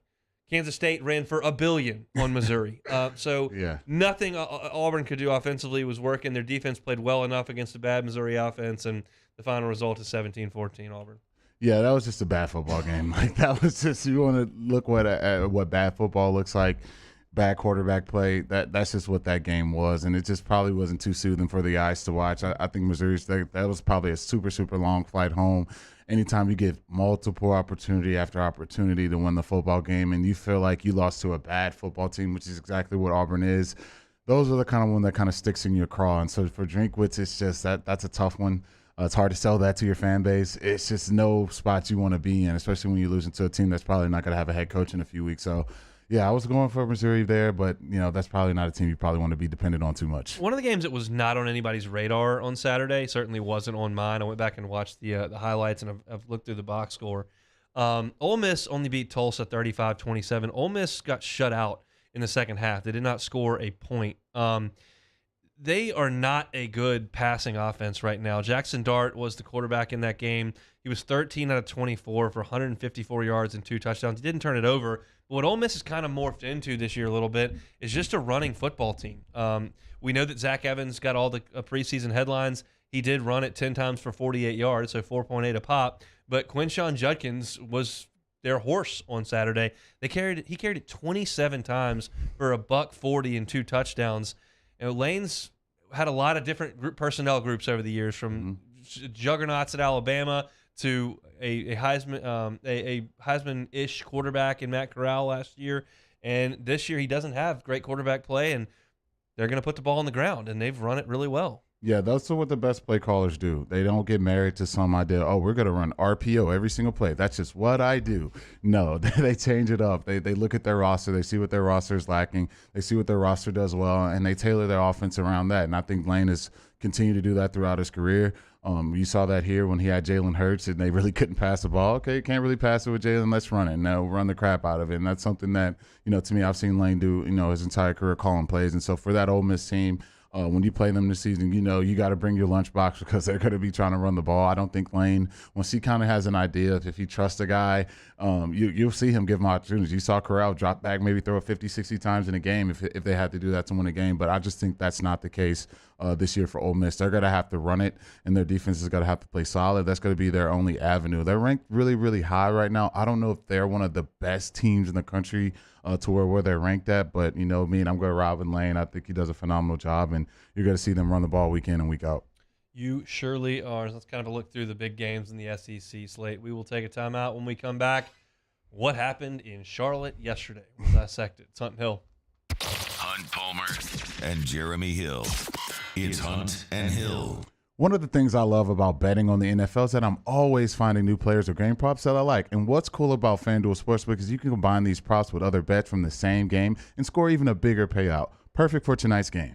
Yeah, tonight you got some Monday Night Football on the card. If you want to bet it, FanDuel is the spot. You can do it. It is Cowboys and Giants. They've got an odds super booster with Saquon Barkley and Ezekiel Elliott to combine for 125 yards and a touchdown. It is plus 150 from minus 125. So got an odds boost there that you should check out. There's no feeling like nailing a same-game parlay, so lock in that bet today on FanDuel Sportsbook. If you're new to FanDuel, get $150 in free bets, win or lose, with the promo code 1045ESPN. That is promo code 1045ESPN. Make every moment more with FanDuel, the official sportsbook partner of the NFL. You must be 21 and present in Louisiana. First online real money wager only. $10 first deposit required. Bonus issues no withdrawable free bet that expires 14 days after receipt. Restrictions apply. See terms at sportsbook.fanduel.com. You or someone you know has a gambling problem and wants help, call 1-877-770-STOP. Our listeners fire off their opinions on the jimsfirearms.net hotline at 499-1045. Keep listening for your next chance to shoot us your thoughts with the jimsfirearms.net hotline on 1045 ESPN Baton Rouge. ITI's got all these programs. Once I started and learned everything about the school, it was worth it. The challenges that ITI presented me with, it allowed me to build myself up. All because of ITI, I actually was able to get a job within 3 months before graduation in my field. Get the hands-on training you need for the job you've always wanted. With so many companies hiring right now, it's the perfect time to come to ITI Technical College. Enroll today for a better life.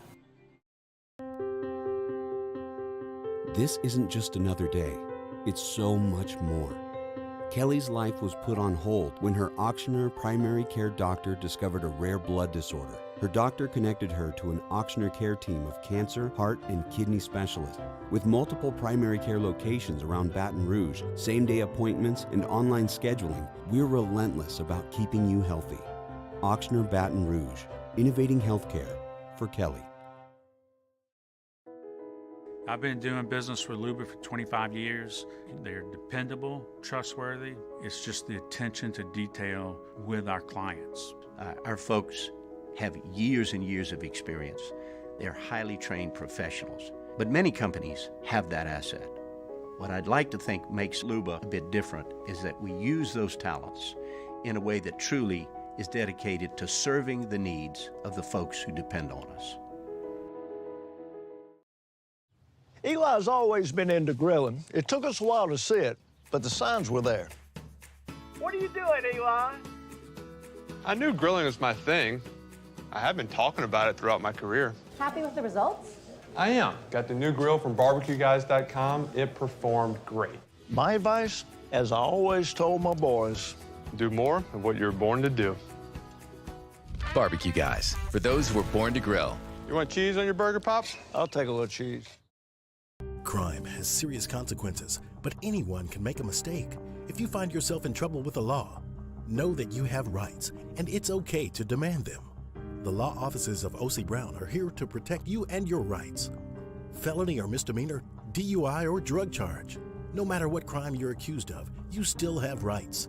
Let the law offices of O.C. Brown uphold them. Call 225-343-1111. Your law firm for a lifetime.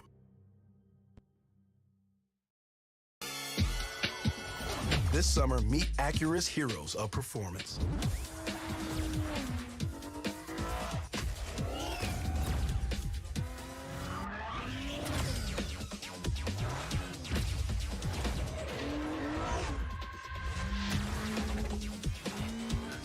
Only available at the Acura Summer of Performance. This summer, visit your local Acura dealer for attractive offers on the MDX. Me, Jimmy out at Charles Handegriff. Monday, 6 to 8 p.m. We're at Spoken Hub Restaurant on Government Street in Mid-City. We recap the weekend pro and college football. Game time presented by Bet Rivers on 104.5 ESPN Baton Rouge.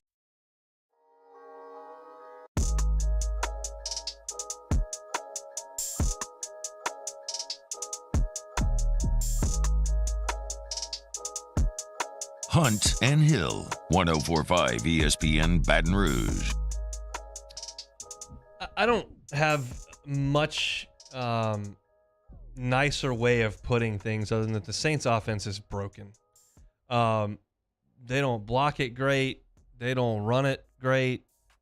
They don't throw it great. They don't do anything great on offense. And I've heard a lot of discussion that Jameis looks slow or that he's lumbering or that he's hurt or he doesn't look healthy. And I don't disagree with any of that.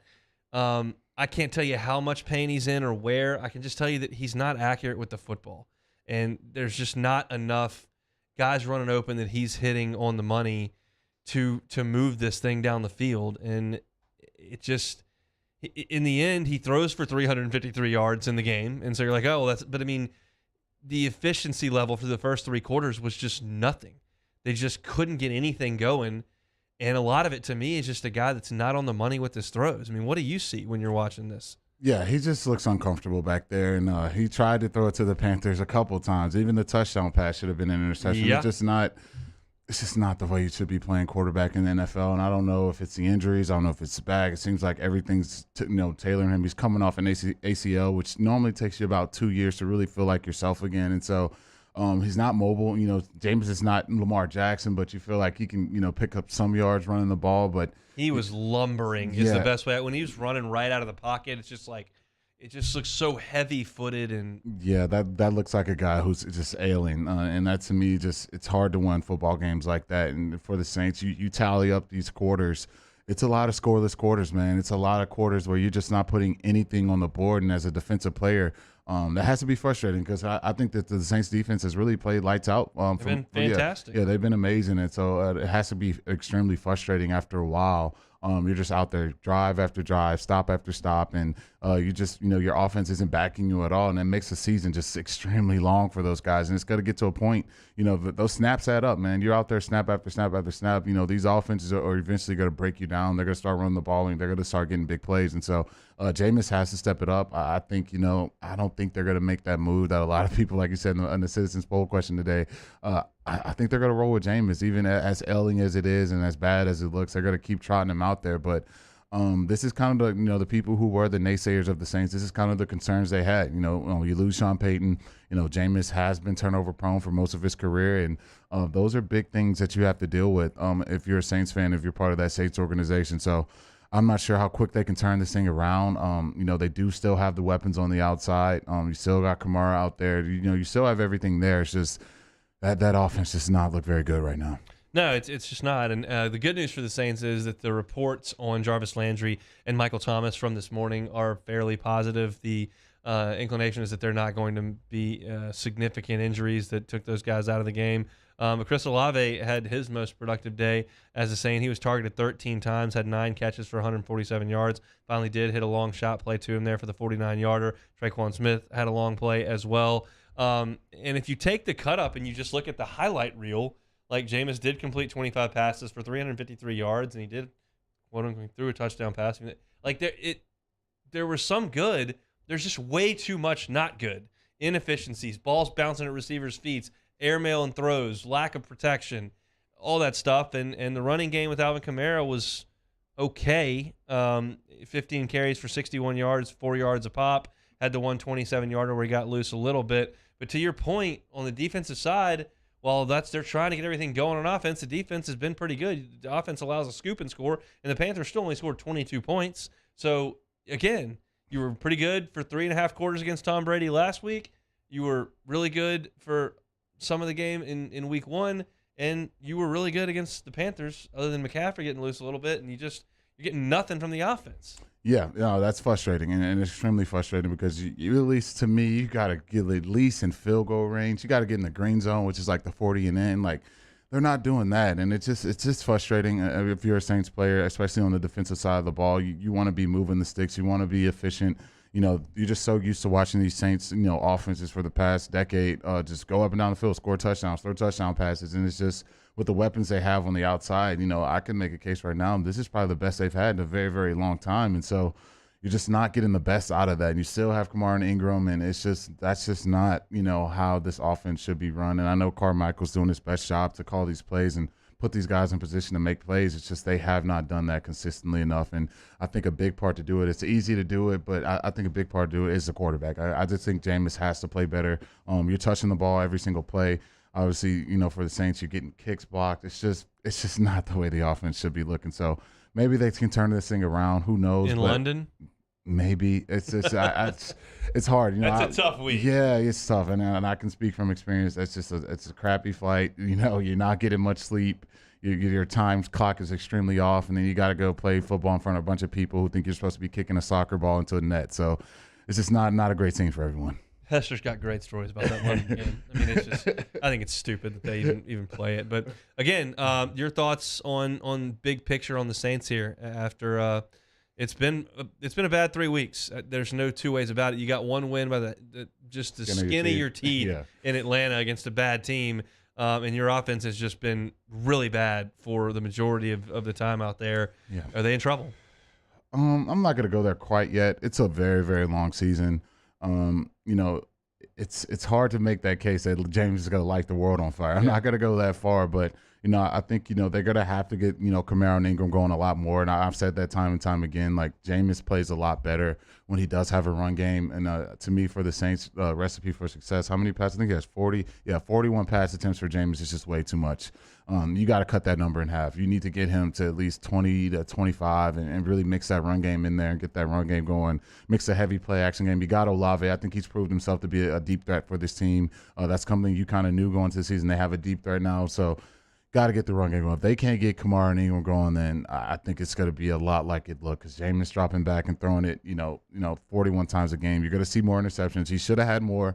I could make a case he should have had probably 5 interceptions in that game. And so, they got to have to get the run game going for this offense to even look remotely competitive, as the season goes on. Will Lutz, 1 blocked, 1 missed, 0 for 2 on the day. Can't have that either when you're trying to figure things out offensively. You get to the point where you can score some points. They need to be scored, and they weren't too often yesterday. So Saints fall to 1-2. They lose to the Panthers 22-14. Now they will fly across the pond and have a week in London before coming on back to the Big Easy. So not great in the black and gold land at the current moment, and we'll see. The Citizens Bank poll question of the day is up at 1045 ESPN on Twitter.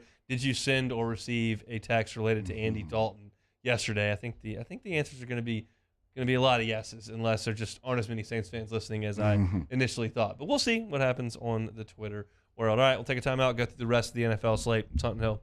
1045 ESPN Baton Rouge with Hunt and Hill. LWCC is Louisiana loyal all month long, telling you about our champion of Louisiana, and that is Metamore. Yeah, Metamore, an institute dedicated to the study and treatment of metabolic disease and obesity, has been celebrated by LWCC as a champion of Louisiana. Located in Baton Rouge on the campus of Pennington Biomedical, Metamore is a one-of-a-one kind of facility, joining science, clinical research, and a variety of treatment modalities under a single roof to create a world-class institute. Obesity is a huge threat to our population globally, and certainly here in Louisiana, and Metamore is doing a great job at helping people in that battle. More than 6,200 patients were treated by Metamore in 2021, and they hope to surpass that this year. It started here in Louisiana, and it's grown to a global method of research, and they've done such a wonderful job and are such a shining star here in our great state. If you know someone who is doing some great things, a nonprofit, person, business that could be a champion of Louisiana, go to lwcc.com/Louisiana Loyal and nominate them to be a champion of Louisiana so we can tell their story each and every day here on Hunt and Hill. This month's champion of Louisiana of Louisiana for September is Metamore. LWCC is Louisiana Loyal. In times of need, get a full list of phone numbers, websites, and other important emergency information on the Demco Stormwatch page at 1045ESPN.com.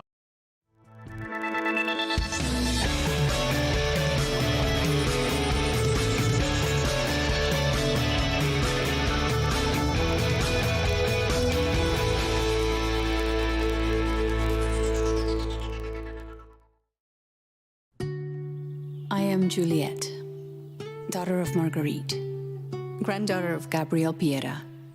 I come from a line of strong women who knew struggle and success too. Still, I was scared by my breast cancer diagnosis, but I had Blue Cross coverage, which meant I got care from top doctors. I'm strong like my mother and her mother before her. The right card, the right care. Oh, hey, what's up? It's Big D and Bubba, 100.7 The Tiger Morning Show. We'd love for you to join us every weekday, 4 a.m. till 9 a.m. Yeah, everything you want in a show. Country music. We got laughs. We got celebrity in-studio guests.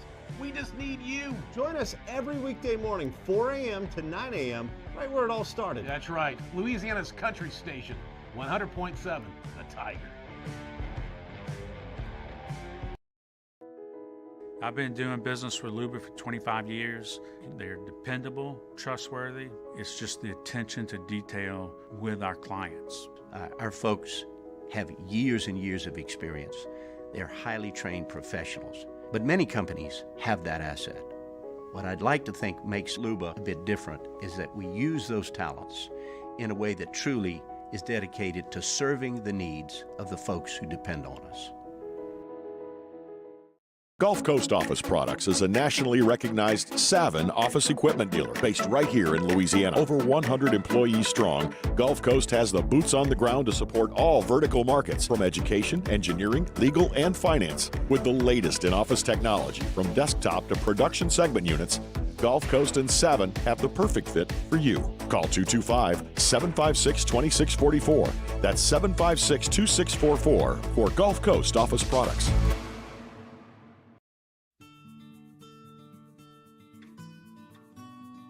This is a house call.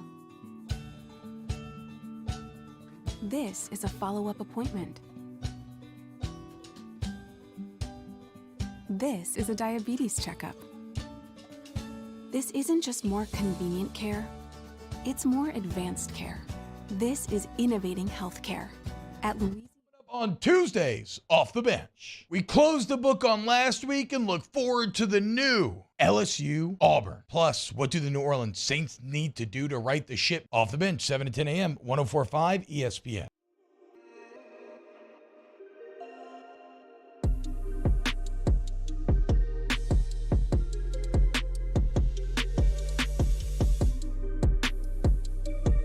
This is Hunt and Hill on 104.5 ESPN Baton Rouge. Take a look around the NFL slate from Sunday. Busy afternoon in the National Football League. The Bears moved to 2-1. They beat the Texans, who were 0-2-1 and not very good. Behind the Bears, best team in the North. Look, I can't remember. I'm going to pull it up, but if I can remember correctly, Fields just didn't have a great game, did he? I got to pull this up real quick. If I remember, Fields hasn't had a good game in his NFL career, so no. He was 8 of 17 for 106 yards and 2 picks. Yeah, so I'm going to hold off on buying the Bears until right. Fields I was trying to sell it. You can get in early. Look, man, the people of Chicago have something to cheer about. You're 2-1, man. Who would have thought? Who would have thunk? White Sox have lost 6 in a row. They're supposed to be in their championship window. Losers. Titans finally got on the winning side of things. The Raiders are now 0-3. Big trouble in Vegas? I would say that because you still got to play the Chiefs. That division's tough. It's not the way you want to start the season if you're Josh McDaniels and you're picking up this team. Well, I think they still have weapons on the outside. Obviously, you're going on the road. Tennessee, who was desperate, to get a W in that game. They didn't want to start the season 0-3 as well. So, yeah, I think if you had some cause for concern for the Raiders, I think now the time is voice that, because that's no way to start a season if you're a new head coach and you got the weapons on the offense that you need to win football games. I'm a Chiefs fan. I'm not too pumped with Chris Jones at the moment. Got a lead, got him 4th down, ready to punt, and you can't close your mouth and start jawing at Matt Ryan, and the official throws a flag. Ryan didn't even look at him, didn't react. It wasn't even a trash-talking fight. It was just one guy talking blank to the quarterback, and it cost him 15 yards, and then the Colts went and scored. Yeah, and that was a big play in that game, and I think, Sky Moore dropping that punt to give them 7 points to start the game off. You got to make Matty Ice. They've been struggling all year to score points. You can't just give them 7 points. It's so huge. I talk about it all the time. People think there's just blowouts. Oh, no, most of these games are one-possession games. Every touchdown matters, and so when you give a team, that momentum, and you give them a touchdown just, to start the game, it just makes it very difficult to play. I played in that building a bunch. It gets really, really loud in that dome, and for the Colts, that they needed that win. I think you can't, for them, obviously they bring in Matty Ice over there. They felt like they should be the favorites to win that division. If they start out 0-3, it's just no way to start the season. So I think I picked them for best win of the week last week, and they ended up pulling it off, which I didn't think was going to be very possible. I had best win on the board last week as the Dolphins over the Bills. They get it. There was so much drama in this game. Mm-hmm. I think the most important of it was Tua that just got knocked unconscious and was wobbling around like he had. I mean, not to be disrespectful, but like he should not have played the game. Yeah. Like he looked terrible getting up from that hit, and then he went back in the game. Mike Greenberg was talking about this earlier. He's like, I'm certain. Well, he didn't say that. He said that he feels so comfortable saying that, of course, they went through the concussion protocols. Here's the protocol for me. If you get up and jelly leg it like that and almost collapse on your 5th step, you're out of the NFL game. That is too much for me. Look, call me soft, whatever. 2022. I used to play in leather helmets. No, you cannot go back out there when you are jelly legged like that. Look, coming from a guy who's done a bunch of those tests, it's the most laughable, jokeable test. It's like, oh, follow my finger. Yeah. Are you okay? You're good? Okay, get him out there. It's literally a joke. Like, they really don't check you until the following Monday, where they put you through real tests. They put you in a room. They do all the stuff that you actually have to do. There's no way to do a real concussion test in 2 minutes on the sideline to see if a guy's ready to play. And to me, the NFLPA is making a big fuss about this. We know the NFL had to bite a huge bullet, billion-dollar lawsuit with the CTE and concussions and all that stuff. And so they're trying to avoid that. And so the best way to do that, you can't let him go out there and continue to play in that game. If he takes one more hit, who knows? He may have serious brain damage, and I'm not joking. That's something you just can't mess around with, because it's very, very dangerous. And so, For the Dolphins, that was a huge win for them. I'm sure Bilbo Baggins is jumping for joy in the Bayou Ford chat. That was a huge win, and I think for them, I'm not going to go as far to say they're going to win that division, but that was a big-time win for the Dolphins. Yeah, it was huge, absolutely huge for them. Vikings get a win. They moved to 2-1. They beat the Lions 28-24. Nice day on the ground for Dalvin Cook, and I still think the Vikings have a chance to win that division. Yeah, no, they're a talented team, and I think for me, I'm not going to go – they have a chance, but I'm not going to pick them yet because I think the Packers getting their tackles back is huge for them. Still got to, ride with Aaron Rodgers over Captain Kirk. But, the Vikings have a great roster. It's got to be – Kirk Cousins can take care of the football. He did in this game. Seems like he just simply plays better at home and not on national television. So if you're the Vikes, let's avoid these national televised games and let's play at home. And I think that'll give them a great avenue for them to have the success they want to have. Look, the Bengals were 0-2. If you would have told me during the game, hey, Joe Flacco, he's going to throw it 52 times in this one, I'd be like, all right, that sounds like a good day to be a Bengals fan. It was 27-12. Yep. Joe Flacco throwing 2 picks, just doing what Joe Flacco does, man. And it's crazy to see that guy's an actual Super Bowl winning quarterback, and to see the fall from grace. It's kind of very similar to what Carson Wentz is dealing with right now. But yeah, I think for the Bengals, they couldn't have gotten a better effort with Joey, who took care of the football. Only got sacked twice, which I think you got to kind of keep it similar to that number. But I still think they got to get Joe Mixon going. He can't go for 24 yards, 2 yards a carry. Paying that guy $12 million a year, you got to get him going a little bit, a lot more than you were. And so I want to see that. I want to see Chase and Joe get back to hooking up again. I think Jamar has to be a big piece of this offense. But I think all in all, that was a big win for them to kind of get back in their winning ways and kind of get some momentum going forward for the season. Mac Jones, 3 picks, and then carried out the locker room. I haven't seen an update in the last hour since we sat down, but it didn't look super awesome for him, and the Ravens get it done 37-26 in that one. Baltimore moves to 2-1.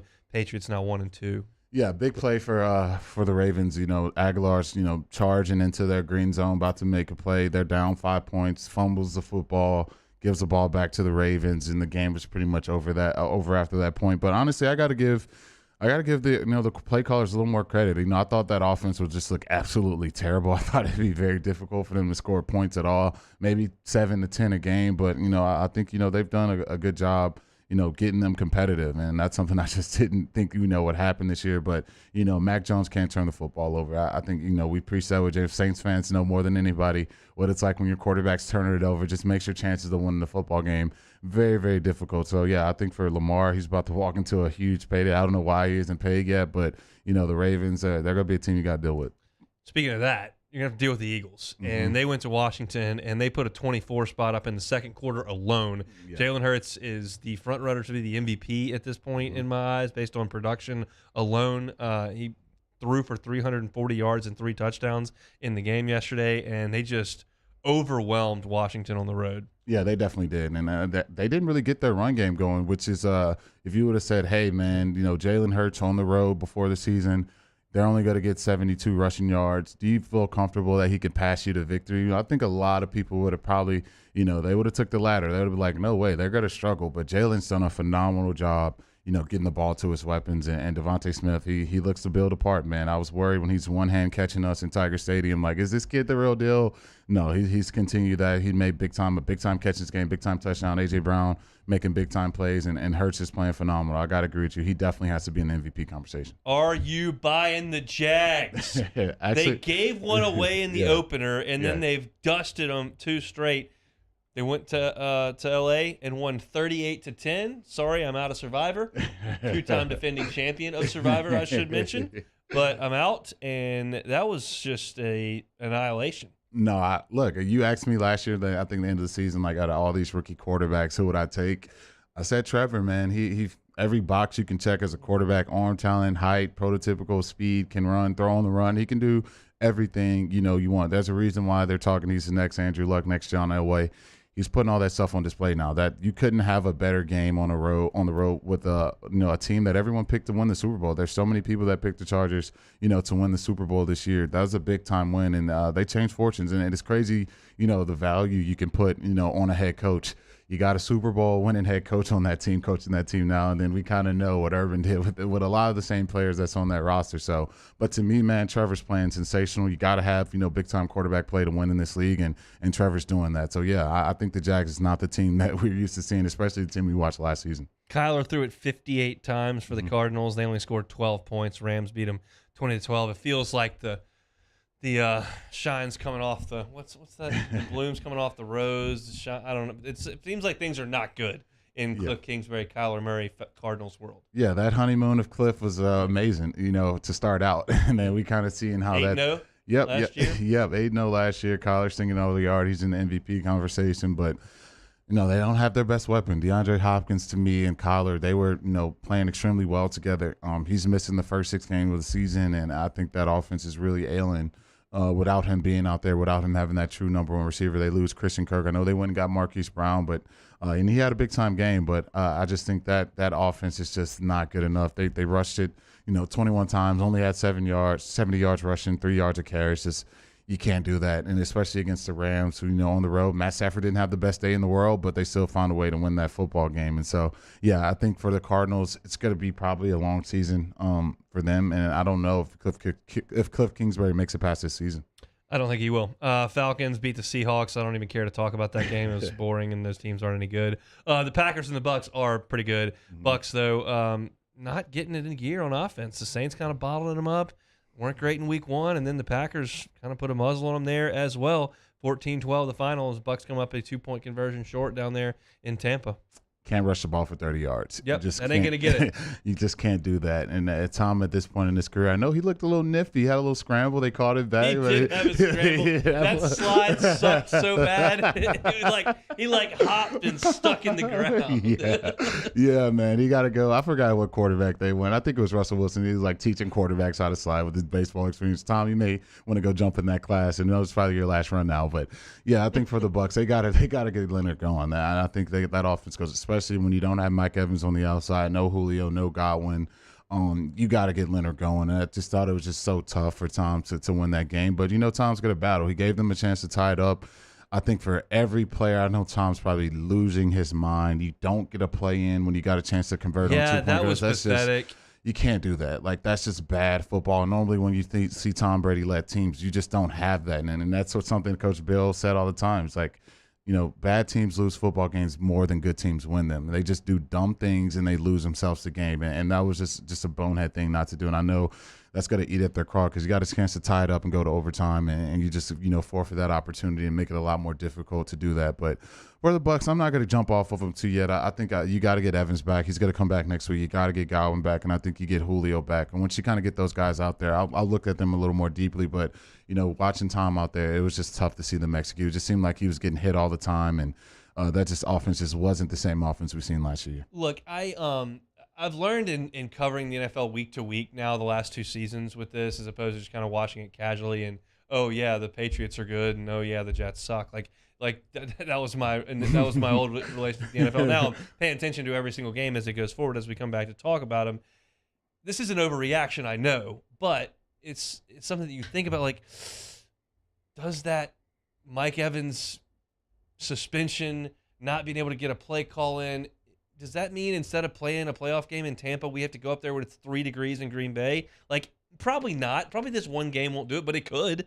And so it's something you have to think about, especially if you're like us, just talking about it. And I'd probably rather play when it's 74 in Tampa than when it's 2 in Green Bay. No, I think now more than ever. Now you only get 1 seed. One number 1 seed who gets to advance the first week and not have to play that first round. So now you don't get that number 1 seed. Now you're playing an extra game that Tom normally never had to deal with when he was in New England. You're getting that first round bye. If you're the first or second seed, you're getting that first round bye in the playoffs. And so it's huge. Every game matters. You only get so many opportunities. You got 17 chances to go out there. So that one game could be the difference in you hosting, a home playoff game and getting that bye. So I thought for the Bucs, they got to get back healthy. I think, them missing their left tackle, missing some linemen in the interior. It's not the team going into the season that was as advertised. So, hopefully they get a little more healthy if you're Tom and the crew. You get your offensive line back healthy. You get your weapons back on the outside. The defense is going to play lights out. That's something that you don't have to worry about. That defense is just very tough to deal with. You got to get everyone back on offense, and then you can kind of see what version of the Bucs we're probably going to be getting for this season. Broncos beat the 49ers. Kind of looked like a little bit of a Rockies versus A's score there, 11-10 in the Sunday night one. That'll wrap you up for your NFL schedule. Tonight's game is the Cowboys at the Giants. Giants a 1-point choice up there in, where's that stadium now? It used to be in East Rutherford. Yeah, it still is. Okay. Yeah, it still is. That's where it is. Come back and close out a Monday edition of Hunt and Hill next. This is Hunt and Hill on 104.5 ESPN Baton Rouge. This week on DropBiscuit.com or wherever you listen to podcasts is our new series, Pops, the Louis Armstrong story. Pops is brought to you by New Orleans & Company. Check out neworleans.com and come visit New Orleans. There it is, the extra mile, on the border of expected and extraordinary for those willing to go further, like vans customized for work or play, with safety and tech to keep you connected. Supported by a 5-star sales, service, and finance team. And backed by the 1-star you know. So go the extra mile. It's never crowded because so few have what it takes to go there. Mercedes-Benz Vans. ServiceMaster Elite create clean, disinfected work environments. As a local business, we take pride in serving the New Orleans and Baton Rouge areas. Our cleaning protocols follow CDC and OSHA standards for healthcare settings, offices, senior living, restaurants, and industrial plants. Contact ServiceMaster Elite to get your operation ready for reopening with germ disinfection cleaning. ServiceMaster Elite, the trusted choice in professional cleaning since 1996. It's no secret, the best oysters in Baton Rouge are at Jolie Pearl Oyster Bar. Enjoy mouth-watering South Louisiana flavor and oysters from all over the country. And don't forget our nightly drink specials.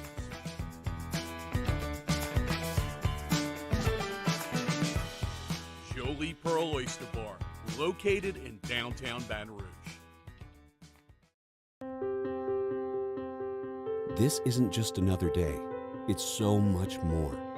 Kelly's life was put on hold when her auctioneer primary care doctor discovered a rare blood disorder. Her doctor connected her to an auctioneer care team of cancer, heart, and kidney specialists.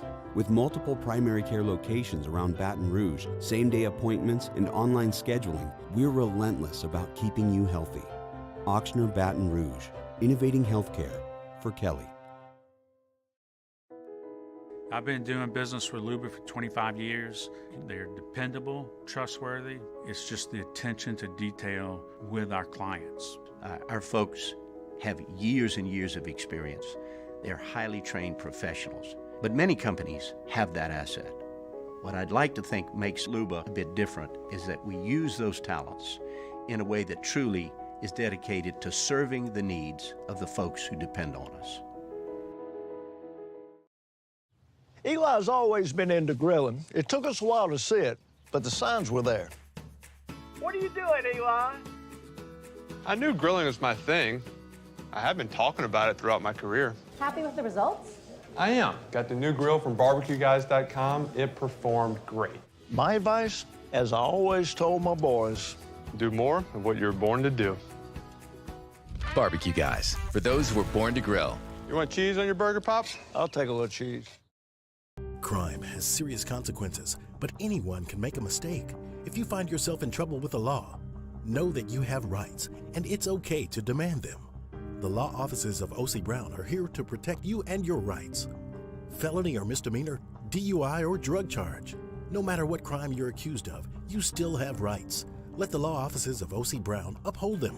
Call 225-343-1111. Your law firm for a lifetime.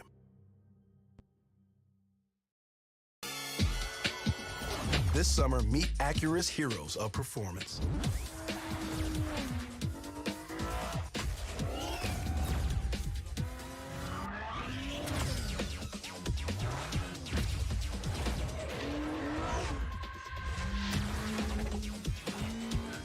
Only available at the Acura Summer of Performance. This summer, visit your local Acura dealer for attractive offers on the Sandiger. Join us for the next edition of Handy Time. Skip Bertman is with us to talk about his new book, and Dwayne Colucci with the latest odds from Las Vegas. Handy Time, noon weekdays on 104.5 ESPN Baton Rouge.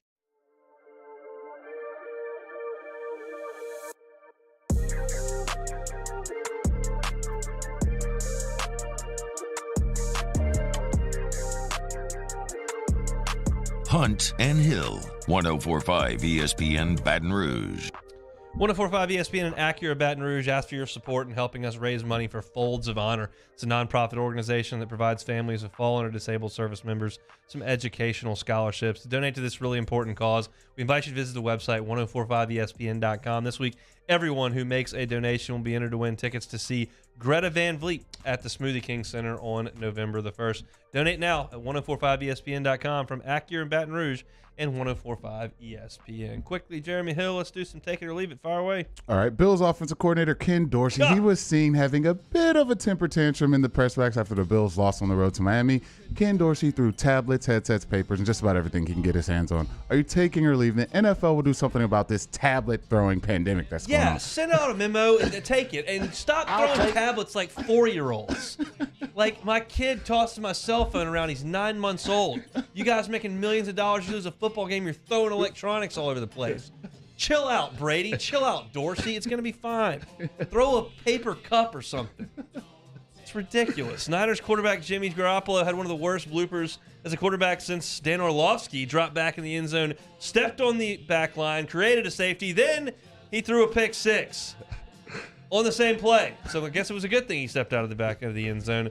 Jimmy Garoppolo, worse than Orlovsky. Take it or leave it. I got to take that one. I know Sharp thinks it's Orlovsky because he's just running it through the entire back line, but I think the pick six just puts it over the top. You can't step on the back. You can't step on the back line and throw the pick. Can we decline the safety? They got to put that on. Nope. Can we try to figure out a way to disguise up? No, I say you add them together. Step out the back and throw a pick six is 8 points. Yeah, definitely. All right. In an article written by Mark Slabaugh of ESPN.com, he thinks Max Homa is an emerging star on the PGA Tour with his performance in the President's Cup. Max Homa, an emerging star. Take it or leave it. Got to take it. He's won 4 times now. Won at Riviera. Been on the President's Cup team. Played really well over the weekend. Made a huge clutch putt on Friday to win a match. And then was huge in beating Tom Kim, who had been kind of the internationals guy this week. He asked Davis Love to go out against Tom Kim. He did.